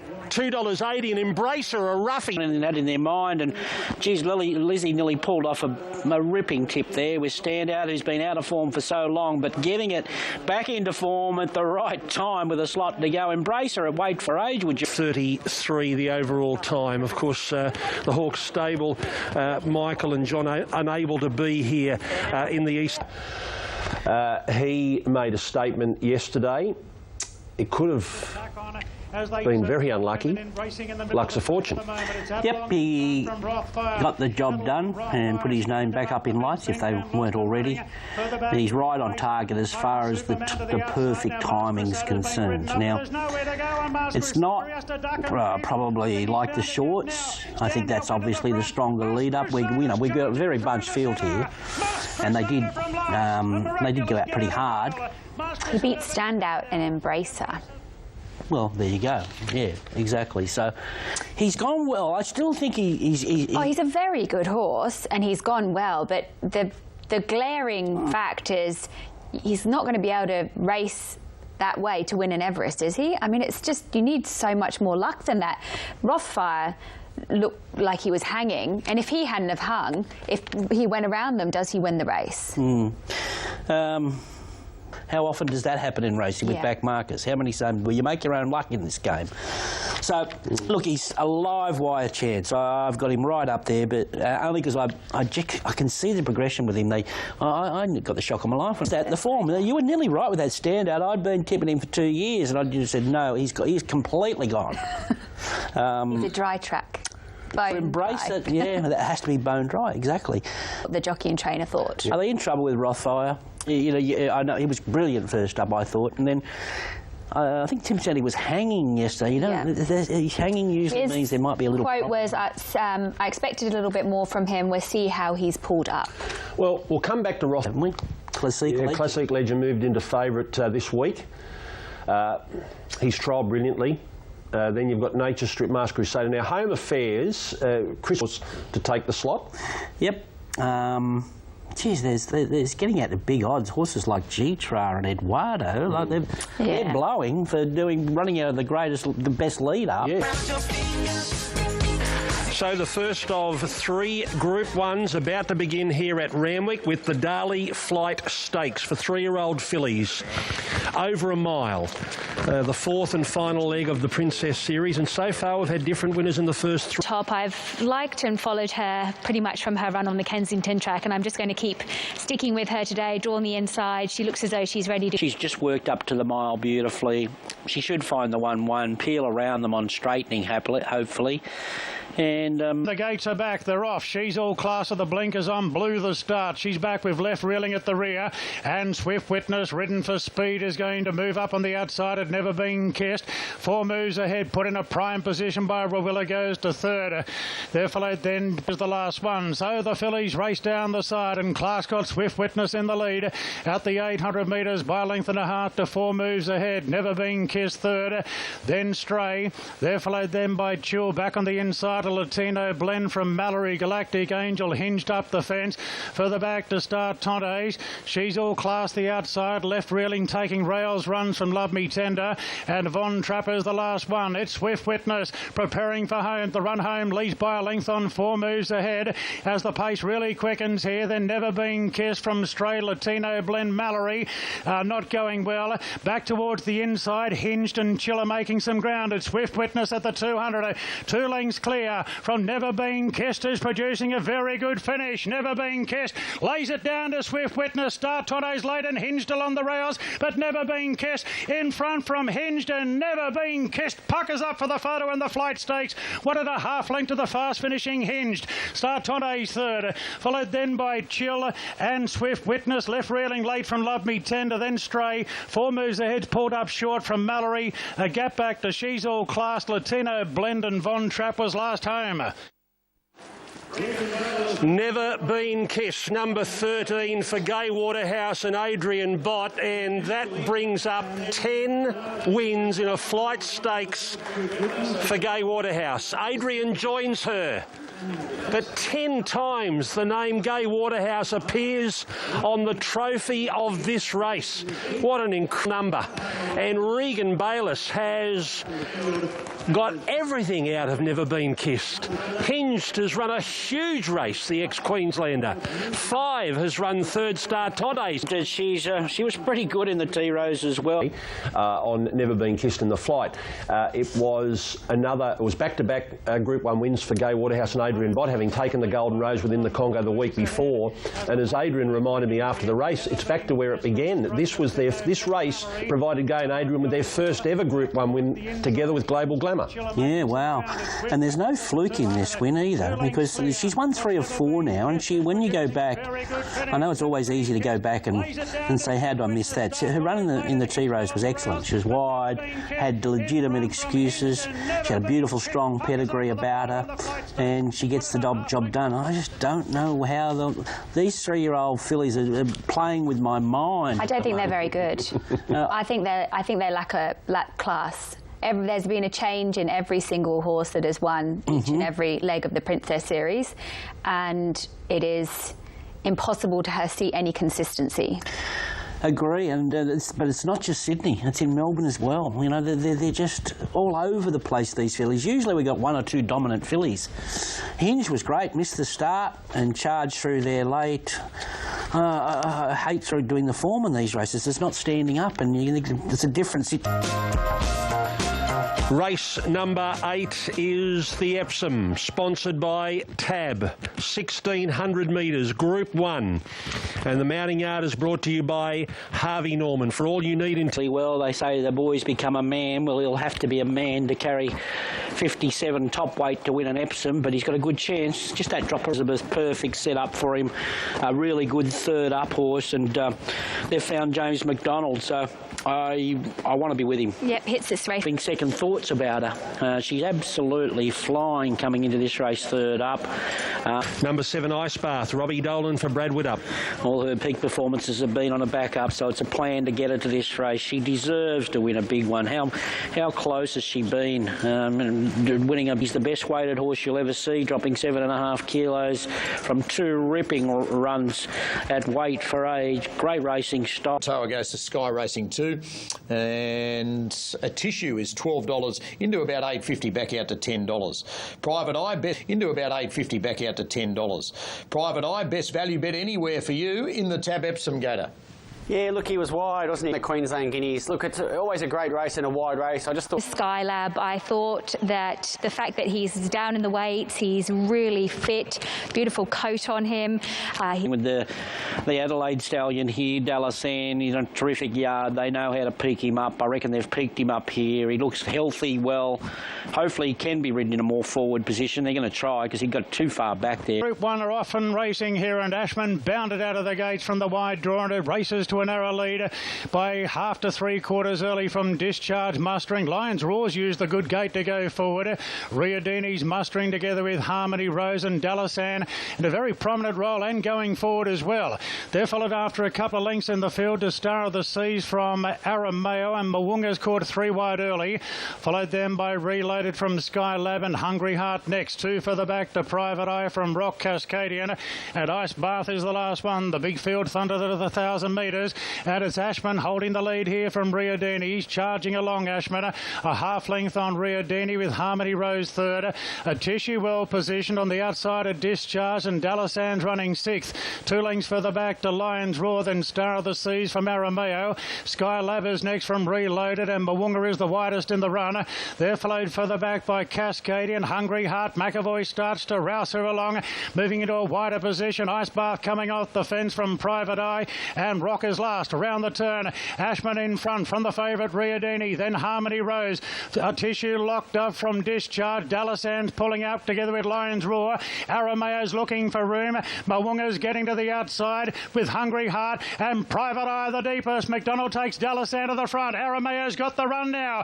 Arameo went to the front. Here's Private Eye right down the outside. Arameo, Dalasan and Private Eye. Private Eye swamping them. Regan Bayliss punches it out, and Private Eye won the Epsom from either Arameo or Dalasan. Then came Cascadian from Mo'unga, Rock. A Tissue next from Lion's Roar. Hungry Heart, Ice Bath and Skylab Discharge from Reloaded. Then came Ashman Harmony Rose. And what a big day for Regan Bayliss winning the Group 1 double. When you're hot, you can't do anything wrong. Regan Bayliss, a Group 1 double. He's won the Flight Stakes, and now he's taken out the Epsom for trainer Joe Pride, who can't be here today. He's locked up. He's at home, but he's cheering home a horse that has been set for the Epsom all the way along. He's had one thing on his mind, and now he can turn his attention to a Golden Eagle worth $7,500. But he will enjoy this for the time being. Private Eye number 12. And Regan deathly silent here today, except for Regan Bayliss. See if our mics can pick it up. What a big day for the stable as well. It was truly incredible. It really was. I'm shaking. You should be. You should be. I just wish Joe... Things are just going great. It's just going to take a little bit to sink in today's efforts, but just tremendous. And just want to... My grandma's been real crook at the moment. School in Australia, and he went and did it, and he said after I saw him later, he said, I still actually cannot believe that I've been able to do this. I've been able to achieve it. And on one of our feature days as well. There's no doubt about it, Epsom Day's a big day. So this was a huge training effort from Joe Pride, who's just training the house down at the moment, and he's had confidence in this horse all the way through to say that, no, he'll be right. He'll peak on Epsom Day and Golden Eagle Day, and look at him stretch out here. Wet, dried. This track wasn't affected yesterday. They run fast times all day. We got a couple of little showers, but he was terrific, and he trains on now, and he is a terrific hope in that Golden Eagle. Arameo, he got held up for 50 metres, but geez, Alicia presented him at the right time. I thought he was going to win. I thought he was terrific, Dalasan. He was ridden forward aggressively. They went really fast up front, and he was the only survivor by lengths and lengths and lengths of all those horses on speed there. No real excuses for Hungry Heart. She's just probably looking for a little bit further now. A Tissue, bonny little mare. Now, Ice Bath, the more you look at her, she was going as well as Private Eye, where he had momentum and she did not have momentum. So, unfortunate, she's just jinxed to win a big one. It's got to be there somewhere. Yeah. It's got to be there. I was reading the comments from Robbie Dole. Got to be there. I was reading the comments from Robbie Dole, and he said she nearly fell over out of the gates, ended up at the rear of the field. I probably should have tried to get to the outside a bit more, but as she started travelling amongst horses, unlucky not to be closer. Now, we have another look at that last 200 held up, and you watch when she gets a little sniff of it late here. She wants to go charge the line as well as the winner, so I can make a legitimate excuse for her. And a special mention to Mo'unga there. He was wide, no cover, chase the whole race there. I thought his effort was exceptional. So those Golden Eagle runners are serious. They're the serious lot there in that proper race. They've gone hard. The third Group 1 on today's program is the Heineken Metropolitan, over 2,400 metres, and the runners are... Metropolitan Gatorsees on Tont on a 7-day backup on the Heineken Metropolitan Gatorsees on Tont on a 7-day backup on the top of your tip sheet.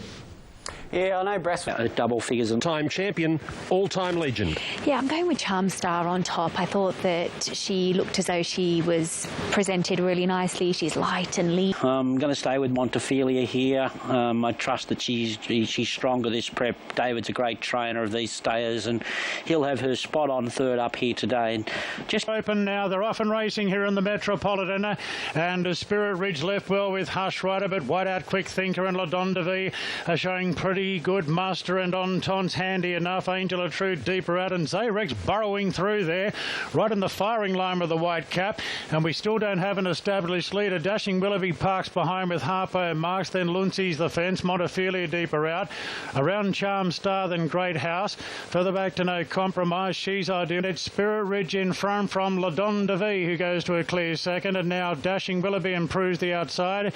Dashing Willoughby moves up into third, length and a half Great House. Then came Attorney, and Warning last of all about 16 off the lead. So Dashing Willoughby's taken over, approaching the bender. Dashing Willoughby at the 600, a length on Spirit Ridge. Then came La Don de Vie, followed by Hush Rider. Quick Thinker is poking through the middle. Wider out came on Tont. No Compromise getting to the outside. All got a bump there from Montefilia as they straighten, and Zayrex getting right up the inside. They come up the rise now. It's Hush Rider, Spirit Ridge, and on Tont now Montefilia. No Compromise balancing up again with Great House. She's Ideal's the deepest. It's on Tont and Montefilia. Montefilia put the head in front from Untont. Montefilia from Untont. Montefilia, Untont.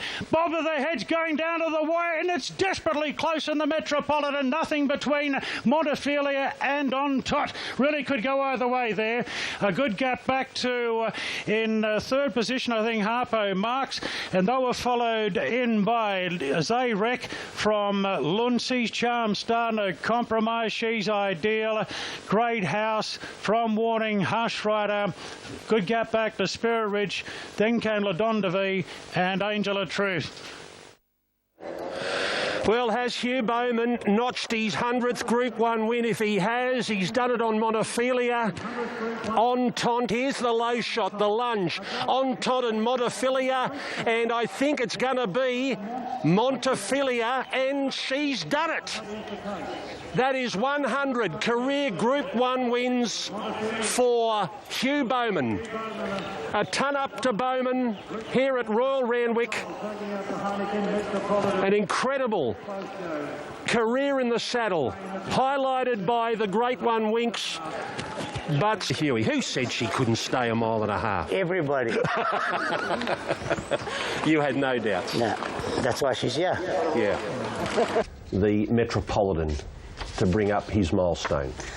Yeah, she's a good mare. She's won 3 Group 1s now, hasn't she? And she she won the flight on this day last year. Yep. She backed up a week later to win the Spring Champion, and it's been 12 months in the making. She gets back on the board with the Metropolitan. Yeah, and I think she's a stronger mare now, and she's much maligned. She shouldn't be. She's going to run really well in a Caulfield Cup. She's got 51 kilos. She'll get a little penalty, I'd say, being a New South Wales from New South Wales. She'll get an extra half or 2 or something. But anyway, we'll see what happens there. But she'll run really well in the Caulfield Cup. Obviously, we'll talk about the favourite there later. What are we going to say about this field end? Tom was very brave. 3 weeks running, he was heavily backed, and he nearly pulled it off here. Harpo Marks, he's been tough all preparation. He loves Randwick, and I want to give ticks to 4 horses going forward. Well, mainly 3 horses. Zayrex, Luncey's. I think they can be placed to win. I don't know whether there's another one. And Charm Star, dry track. She didn't have a lot of luck there, and that was a big improvement going to a Group 1 and running well. Green here. OK, race 3, Exclusive Express is drifting. We mentioned this as a vulnerable favourite on Insider Trading this morning. $3 out to $3.70 now. Touched $3.80 at one stage and hanging around that $3.70 mark. So a drifting favourite, good push of money here is for Adele Amour. We know beat... Racing in the Group 2. Elusive Express from barrier number 2 jumped away quickly. Also Yearning showing speed with Devout Hero and a Delamore in the black jacket. Glint of Hope settles down behind them with Swamp Vixen. Then came Mokalua on the improve in the blue and white jacket. Got to about 7th. Nana Jen in that group with his out of town Mina. Towards the end, Morioka and Caliper last. 600 metres to run. And a Delamore was just able to fill up the lungs there and led 3/4 of a length. Devout Hero. Yearning behind them. Out 3 wide on the track now is Glint of Hope. Elusive Express in the limes, 3 off the lead, and there's a run appearing for her. They were followed by Nana Jen, Swamp Vixen stalking, and Mokalua down the outer. A Delamore quickened at the 300 metres, led Yearning the fence. Elusive Express now having its shot, and then Glint of Hope the outside. Yearning at the clock tower, drove up on the inside. Elusive Express about a half length away. Yearning and Elusive Express who moves up boldly. Elusive Express up to Yearning. Elusive Express goes to the front and won the Edward Manifold, a half-length Yearning. Glint of Hope third from stalking a Delamore, then Daisies. Next Mokalua, a gap in the field then to Devout Hero, Morioka, and then well back Nana Jen from Caliper, Swamp Vixen, out of Talmina, well back Clara Karen, and Bidding was last. Elusive Express gets it done for Jai McNeil and Anthony and Sam Freedman. Of course, Lee Freedman had an extra... Fillies, this was the Edward Manifold Group 2. Typical pointed to the 1,000 Guineas. And the Oaks, Jai McNeil combining here with Anthony and Sam Freedman on it. Elusive Express, who relished the step up to both the mile and a bigger track after running on so strongly for third in the 1,000 Guineas Prelude. The Hawks filly Yearning, who came here rather than running in the flight, challenged from the inside but was no match. So the 1,000 Guineas and the Ethereal is on the table for Elusive Express as she leads towards the Oaks. 8 of the last 20. Price has said fillies ranking 8 of 9. It's only rated higher than the 2-year-old race. It's been a consistent theme throughout the 2-year-old and early 3-year-old season with the fillies. They're just not rating overly well. I don't think they're an overly strong bunch. She was the defending champ. Fastest 400 of the 200 first up, but the 5th fastest last 200, which just suggests that maybe he peaked on his run and will take him. Leaning the way of Zutori out of the 2 track and distance specialists. I think there's 4 key chances. And also the Linlith Go, which he won at his subsequent run. He looks very similar to how he did that day. So I think he's going to give you a mighty sight with D-Lane. Zutori is the popular way here, holding twice as much money as Kemmel Passer in this race. Although he's easing late, you're getting $3.50 as I talk to you about Zutari going back to back here in the Gilgai. Kemmel Passer's been the one that... Racing immediately, and over on the far side, Ruby Street away only fairly. Splintex out well with away game. Volpine showing speed with Kemmel Passer as they complete the first 250 metres to go. And the leader, Kemmel Passer, by a length to Splintex, and then came away game over towards the middle of the track. 2 further back, Zutori and Volpine from Bonza Broad, Ruby Street, and Kementari is last of the group. As they reach the 450, it's Kemmel Passer has controlled it so far from Splintex. A length and a half away, Volpine, Zutori away game, and then came Bonza Broad and Kementari waited with 250 out. Kemmel Passer grabbed by Splintex over on the far side. Zutori and Kementari from last is running on. It's going to be a great finish again at the 100 metres. It's Kemmel Passer, Zutori and Kementari with Splintex. 4 of them. Kementari just in front. Kementari has just won it from Zutori. Kemmel Passer, Splintex, and a great drive to the line. A gap in the field then to Bonza Broad, Ruby Street. Volpine second last. Away game at the end of the field. Ollie has roared Kementari over the line to win the Gilgai. Oh, has he what, Matt Hill? It was audible from all corners. Didn't matter how high you had your television turn up then. You could hear Ollie and that audible roar that has been such a feature through the pandemic where we've raced without crowds. Well, Kementari broke a pretty lengthy drought to win a Group 3 over 1,400 to complete the Ascot Summer Carnival in WA. As we mentioned, he had those 4 runs that started with the William Reid back in... Enigmatic galloper who... It was his 4th go up the straight. He ran 4th in this race last year, and he returned from a 4-start campaign that did include a 6th in the William Reid and a 6th in the All-Aged. This was one of the better rides of the day, wasn't it, Michael Walker? Yeah. So this horse, I don't know off the top of my head, I had the stat yet. Following the favourite in Zutori, But you made the point, Michael, that he doesn't expose the horse too early. He waits as long as possible to get off the back of Zutori and then lifts him over the line. I think it was the difference between winning or losing. And then came Bonza Broad and Kementari waited with 250 out. Camel Passer grabbed by Splintex over on the far side. Zutori and Kementari from last is running on. It's going to be a great finish again at the 100 metres. It's Camel Passer, Zutori and Kementari with Splintex. 4 of them. Kementari just in front. Kementari has just won it. Yeah, you touched on it there, Ben, where he sat behind Zutori. I could, and I was a little bit held up. But then when I got out, I actually got there in plenty of time, and I just had to have a little whisper in his ear late to get the best out of him. Whisper, you call it. We'll call it something else. So, Blue Sapphire winner. Who takes out this year's Danehill, Ben? I think that there's 2 key chances, and they are the 2 market elects in Ranchand and Ingratiate. I'm just surprised given... Ben Asghari here, Ranchand. He's a big, strong colt. He just carries himself so well. It's the first time I've laid eyes on him. In the yard, whack. Punters have just jumped all over him. 360 into 310. This has been a huge go late for Ingratiating. OK, so into $3.10 here with... Ready, and they're racing. Pretty good line too, Ingratiating out the back early. General Bow out fast with Gimme Pa. Brookner's not too far away from the action, with also Lloyd's Crown as both those horses come to the outside with Kalos, Mornington Glory. Then Field Ranch Hand only has about 2 behind him. Onto the course proper at the 550. Lloyd's Crown in front of Kalos. Then Brookner and Mornington Glory. Next Gimme Pa. General Bow 3 off the lead down the outside from Ranveer. Ranch Hand with 4 to pick up over towards the middle of the track, and then Ingratiating. Kalos at the 250, led by a length to Mornington Glory, Brookner, Lloyd's Crown, and then came General Bow. Kalos with 150 metres to go, led from Brookner and General Bow. Kalos is darting away. Kalos for Fred Kersley in a boil over, won it from General Bow or Brookner.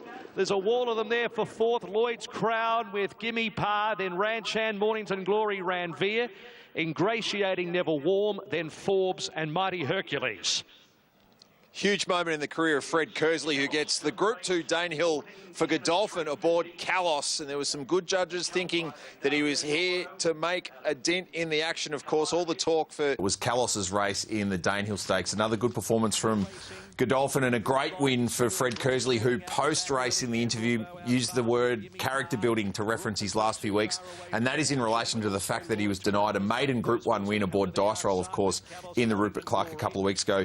Kalos was brought south by Godolphin after winning a Hawkesbury maiden fresh. Of course, he was just edged out up the straight. I'm in the deep end and running him in the You have to give him his chance. I can forgive the run of Ranchand.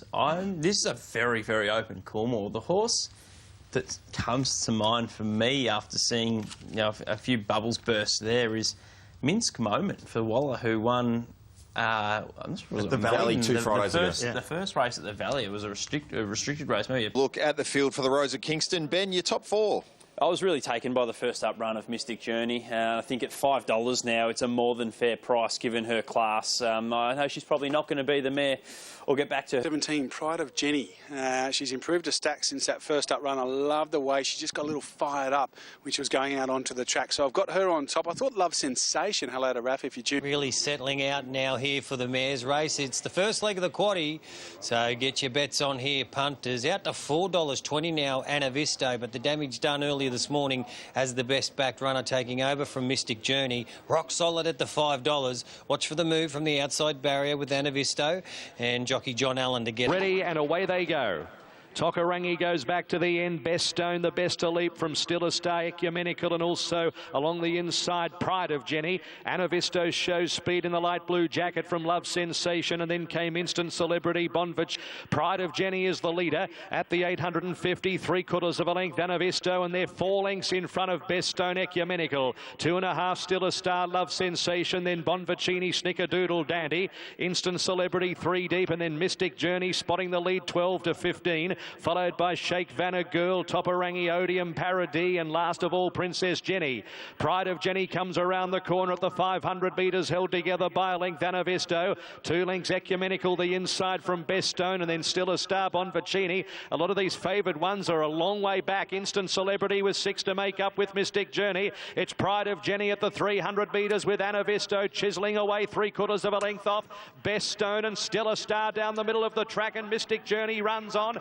Pride of Jenny getting tired. 100 metres to go. Still a Star coming out after it. Pride of Jenny. Still a Star drives Mystic Journey. Late they hit it. Still a Star, I think.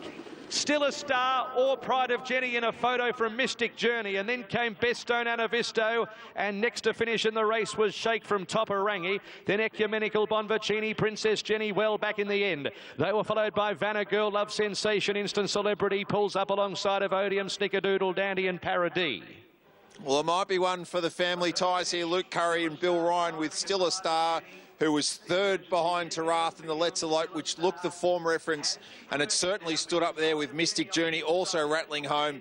And our mounting yard analyst, Nick Ashman, just about pulled a rabbit out of the hat. Pride of Jenny ran an enormous race coming through that run behind Dirty Thoughts at Caulfield a couple of weeks ago. Wasn't able to hang on to that searing tempo, and it's Still a Star who grabs the Group 2 Rose of Kingston. They have followed him in.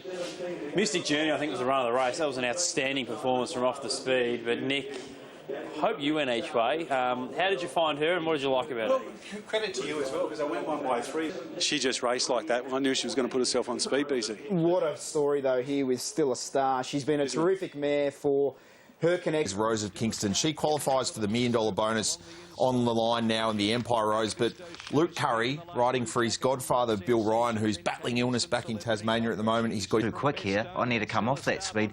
So he come off that speed, and then it gave him a chance to be able to get in the clear when he wanted to, rather than coming from back. 300 metres with Anavisto chiselling away 3/4 of a length off. Bestone and Still a Star down the middle of the track, and Mystic Journey runs on. Pride of Jenny getting tired. 100 metres to go. Still a Star coming out after it. Pride of Jenny. Still a Star drives Mystic Journey. Late they hit it. Still a Star, I think. Nick Ashman was about to get a statue between Bart's and Mackay Divas. Pride of Jenny was his pick of the yard. He gave it a good old cheer because I was standing behind him from my spot watching on the screens. Sensational work both from an expert point of view here in Charlotte Littlefield. Did a wonderful job on our coverage yesterday, particularly with the 2-year-olds. Pride of Jenny runs a huge race for Simon Wild, but the winner, 18 starts, 10 wins, 6 seconds and a third. Her only unplaced run was on the clearly unsuitable track on All-Star Molde. She is Group 1. She's just a very, very good mare, and she was given a very good ride yesterday. I love seeing a genuinely run race here. We saw it in a few of them, and it meant a horse like Mystic Journey, who's run the fastest last 800, 600, 400, 200 of the day, just had too much to do to get over the top of them.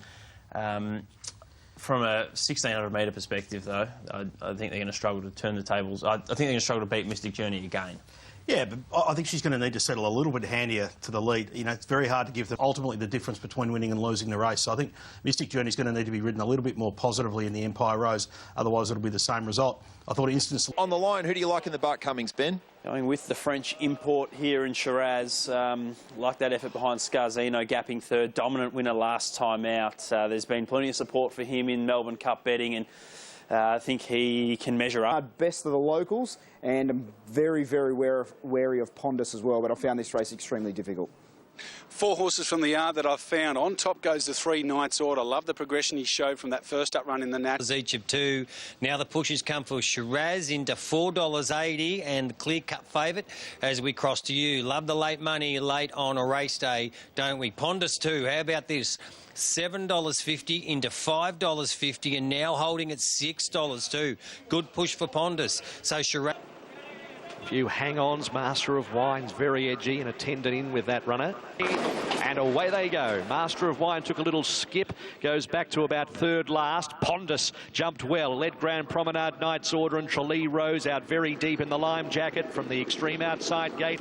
Got over to fourth looking for the rails, and they were followed by Shiraz, Solino, Long Arm, then a Maid, next Miami Bound, Port Guillaume deep, and then Master last at Chiquita Lodge at the 1,100 metres. So Pondus looking to lead all of the way here, and led by a length and a quarter, and the speed has been quicker than moderate here as they reach the 1,000 marker, 3/4 of a length in front from Knight's Order, and they were followed by Grand Promenade and Tralee Rose about 2.5 lengths away. A Maid followed by along the inside at the 800 Solino from Shiraz, Long Arm, then Master of Wine.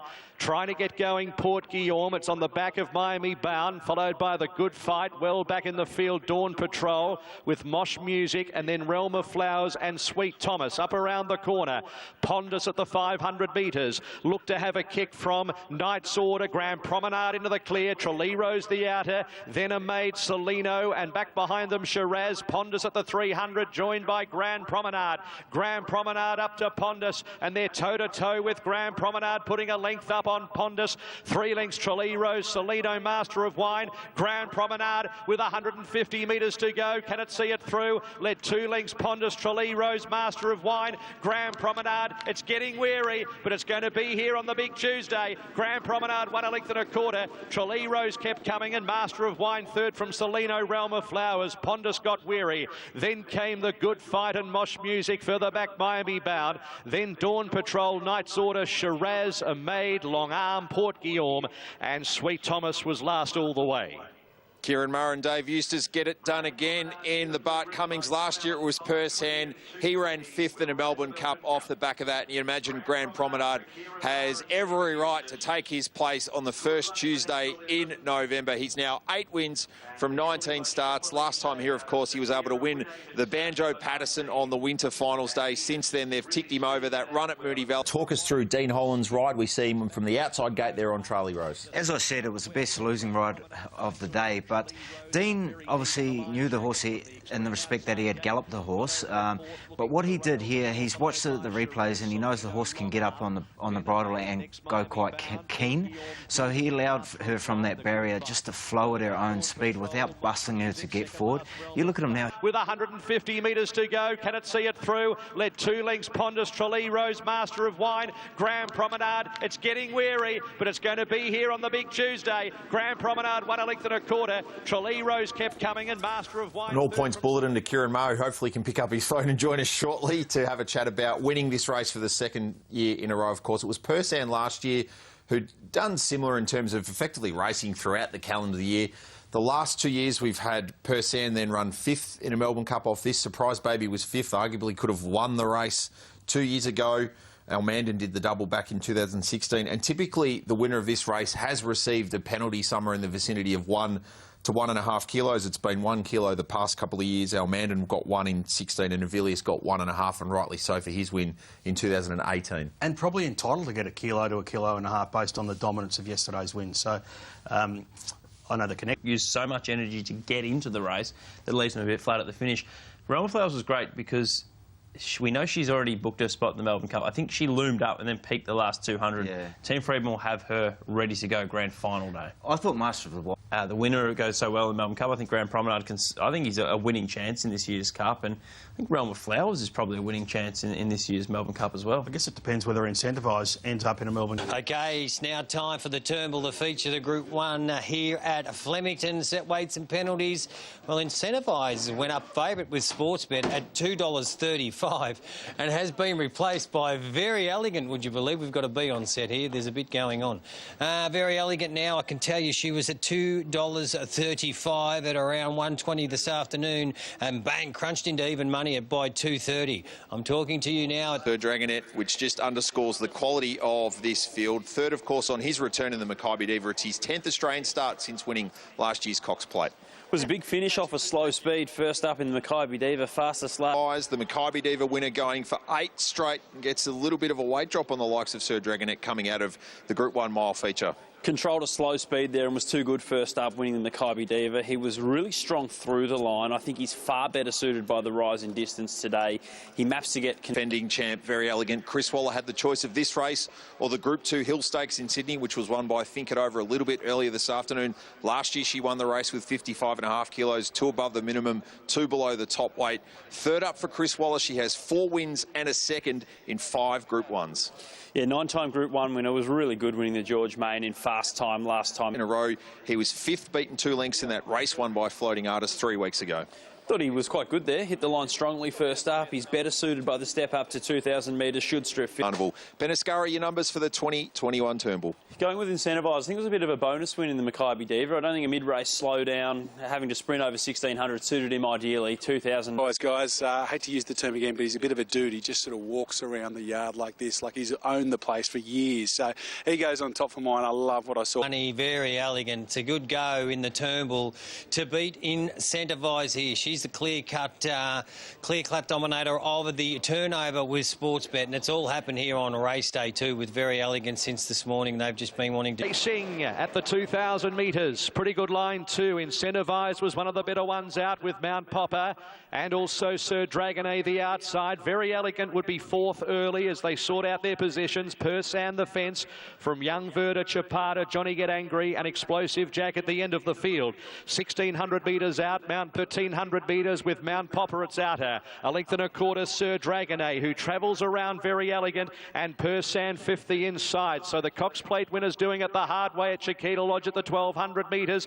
Mount Popper got a neck in front of Incentivise, who's going to keep Mount Popper working. Sir Dragonet a length away, third outside of Very Elegant and Persan. 2 lengths to Young Verda, Johnny Get Angry, Chapata, and Explosive Jack last at the 1,000 metres. Mount Popper kept them running on the outside of Incentivise, and Sir Dragonet is right there, the outside, almost a line of 3 approaching the 800 metres. Very Elegant would be enjoying that, about a length and a half away, fourth outside of Persan. Then Young Verta, 2 lengths, Johnny Get Angry, Chapata, Explosive Jack is last of the 9. Coming up towards the turn at the 650, it's Mount Popper, Incentivise the fence, and Sir Dragonet 3 deep. Very Elegant about to peel 4 deep, and then came Persan, a gap to Young Verta, Chapata, Explosive Jack, and Johnny Get Angry. Races on now, 400 to go. Incentivise kicks on the inside under the whip, and Sir Dragonet together. Very Elegant joining in, and Young Verta is almost making a line of 4. Incentivise kicks at the 250 from Young Verta. Very Elegant has to find. Chapata runs on. Incentivise finds though at the 100 metres. 3/4 Young Verta. Incentivise getting tired. Young Verta coming at it, but Incentivise is finding, and Incentivise has won. A new Group 1 star has won it from Young Verta. Chapata, photo fourth, Very Elegant or Explosive Jack from Sir Dragonet. Persan, a gap Mount Popper. Johnny Get Angry was last. Superb call from Matt Hill. Superb Turnbull Stakes edition, and Incentivise is rolling and rumbling towards the Caulfield Cup. It's been 7 of the last 9 Turnbull winners have then run top 3 in either a Caulfield Cup, a Cox Plate or a Melbourne Cup. And you add to the fact that 6 of the last Australian and New Zealand trained Caulfield Cup winners have had their last run in the Turnbull. Brett Preble goes back-to-back on Incentivise, and all the metrics, all the measures, all the history points towards him and the Group 1 feature, the Carlton Draft Caulfield Cup, in a fortnight's time. What a superb effort from Young Verta. He was there to win today, and he's performed superbly second up. Turnbull. Serious horse, Incentivise. It was a race, I think, that was run to perhaps suit some of those horses like Young Verta, Chapata, swooping down the middle of the track, but he was too good anyway. Kicks away. Yeah, well, we wanted to have a good gallop. We needed to take improvement out of today, the Caulfield Cup, and Mount Popper made sure we had a good gallop. Brett thought that he wanted to be on the inside. He thought the inside was probably the best part of the track, so he made it and showed plenty of courage. He's a bloody tough horse, isn't he? Well, on that, are you emboldened by what we've seen in Victoria, where everything that he did in Queensland to become a headline star through the winter, he's brought to Victoria, where he can sit on speed, they eyeball him, and he says, catch you later? Unbelievably tough. Like, he's been there to be beaten sort of the length of the straight in both his runs, and just showed terrific courage, and this will really bring him on for the Caulfield Cup in 2 weeks. We probably came into this. He's put down a marker, and he's an exciting horse at the moment going forward, so I think he's got a mortgage at this stage on the Caulfield Cup if he comes through the run from yesterday okay. And he was there to be beaten, and he just kept kicking, and it was billed as a match race or a race in 3, and the other 2 were not there at the finish, and he still was. So, gee, it was an exciting performance for a horse that... Billy land on anyone. Is there any horse through history that you think reminds you of what Incentivise is doing now? It goes a fair way back, and it's a big call, but he does have similar traits to a horse like Northerly. Who could take up a forward position, and he could be under pressure coming to the home turn. And I think yesterday Brett Preble said at the 400, I was looking for an extra gear. He didn't have it at the time, because he'd been softened up early in the race. But the best part of his race was that sort of last 50 to 100 metres when he was just drawing away from young Bertha. And Northerly had similar attributes. You know, he's carrying a good horse's weight. If he can win a Caulfield Cup, you know, he's very much on the Northerly path, in my opinion. The interesting thing with Incentive on the Victorian stage in the Mackay Diva yesterday, he ran the fastest time in the Turnbull since Hartnell won this race in 2016. Jamaica was second in that. She then won the Caulfield Cup at her next start. Watch for young Verta, who's absolutely enormous, running second, just peaking late. And Ben, he's pretty much on the Vow and Declare path from a couple of years ago. Vow and Declare ran fourth in this race, then second in a Caulfield Cup, and of course won a Melbourne Cup. Yeah, he's put his hat in the ring as a genuine contender for the Cups. This is a clear career peak from young Verta, but section of the race have gone, you know, what was it, 11 lengths quicker for the first section of the race, so 11 lengths quicker than the average, so that is really fast early speed. And Mike touched on a great point. It's never ideal, and I think Michael mentioned it in the coverage yesterday, to have that horse half a length on your outside, but what I think Brett Preble did really smartly was not let Mount Popper cross him. Ordinarily, you would let the horse cross stage. Looks like Very Elegant's going to go on and win the race.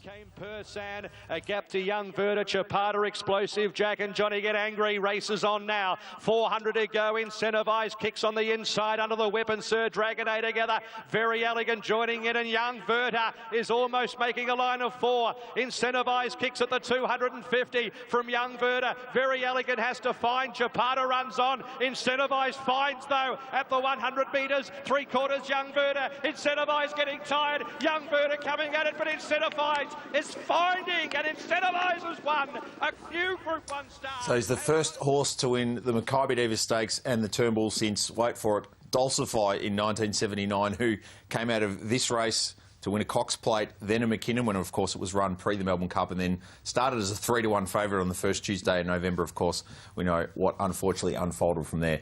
It was a superb performance. It's almost akin at the sort of 300 watching. Everyone's running on a treadmill at the same speed, but you keep running at the same speed for long enough, people fall out the back of the treadmill. Incentivise and Brett Preble, just hold on for dear life and keep going. You know the scary thing? I'm watching... Teams are set up. It does seem a set-up, and, you know, Peter Moody's comment said he was a little soft going into yesterday's run. Geez, can you imagine when he's totally screwed down, how he's going to perform? So I thought he was incredibly tough yesterday. You can just see the way the Caulfield Cup's going to evolve. He's going to be sitting in the first 3 or 4 for sure. And I think a track like Caulfield will suit him down to the ground. So it doesn't seem to matter whether it's wet or dry. This horse has got a mighty motor.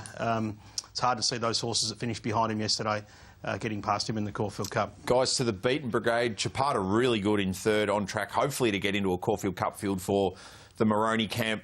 Very Elegant. Ben, you touched on it watching the replay. Damien Lane, his post-race comments to stewards was the horse travelled, it presented, it just didn't finish off. A lot of money for in the morning when the track came up a soft 6. I think everyone was thinking that was going to really suit her. By this stage, it was probably racing more like a 4.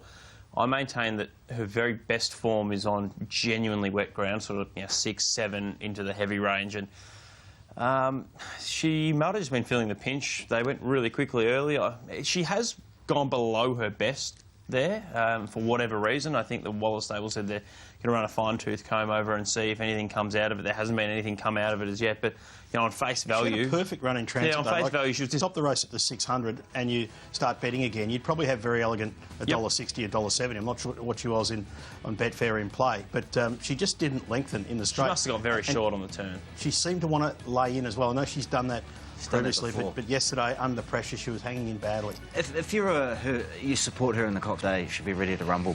Just seen the market for the Caulfield Cup rolled into the Cox Plate. You see Very Elegant still behind Zaki in betting there. On the Caulfield Cup, Colette missed a run yesterday. That's really harmless track. Like, what can bring him undone, possibly? I think the track conditions have been the number one. We don't know what he'd be like on really rain-affected ground where it's raining throughout the day, because that's what you need to get the track really bottomless. But I think Nick Ashman might have summed it up quite well. Perhaps an emerging horse like a Floating Artist might be the only fly in the ointment if it got right down in the weights. But he's pretty hard to see getting beaten at this stage.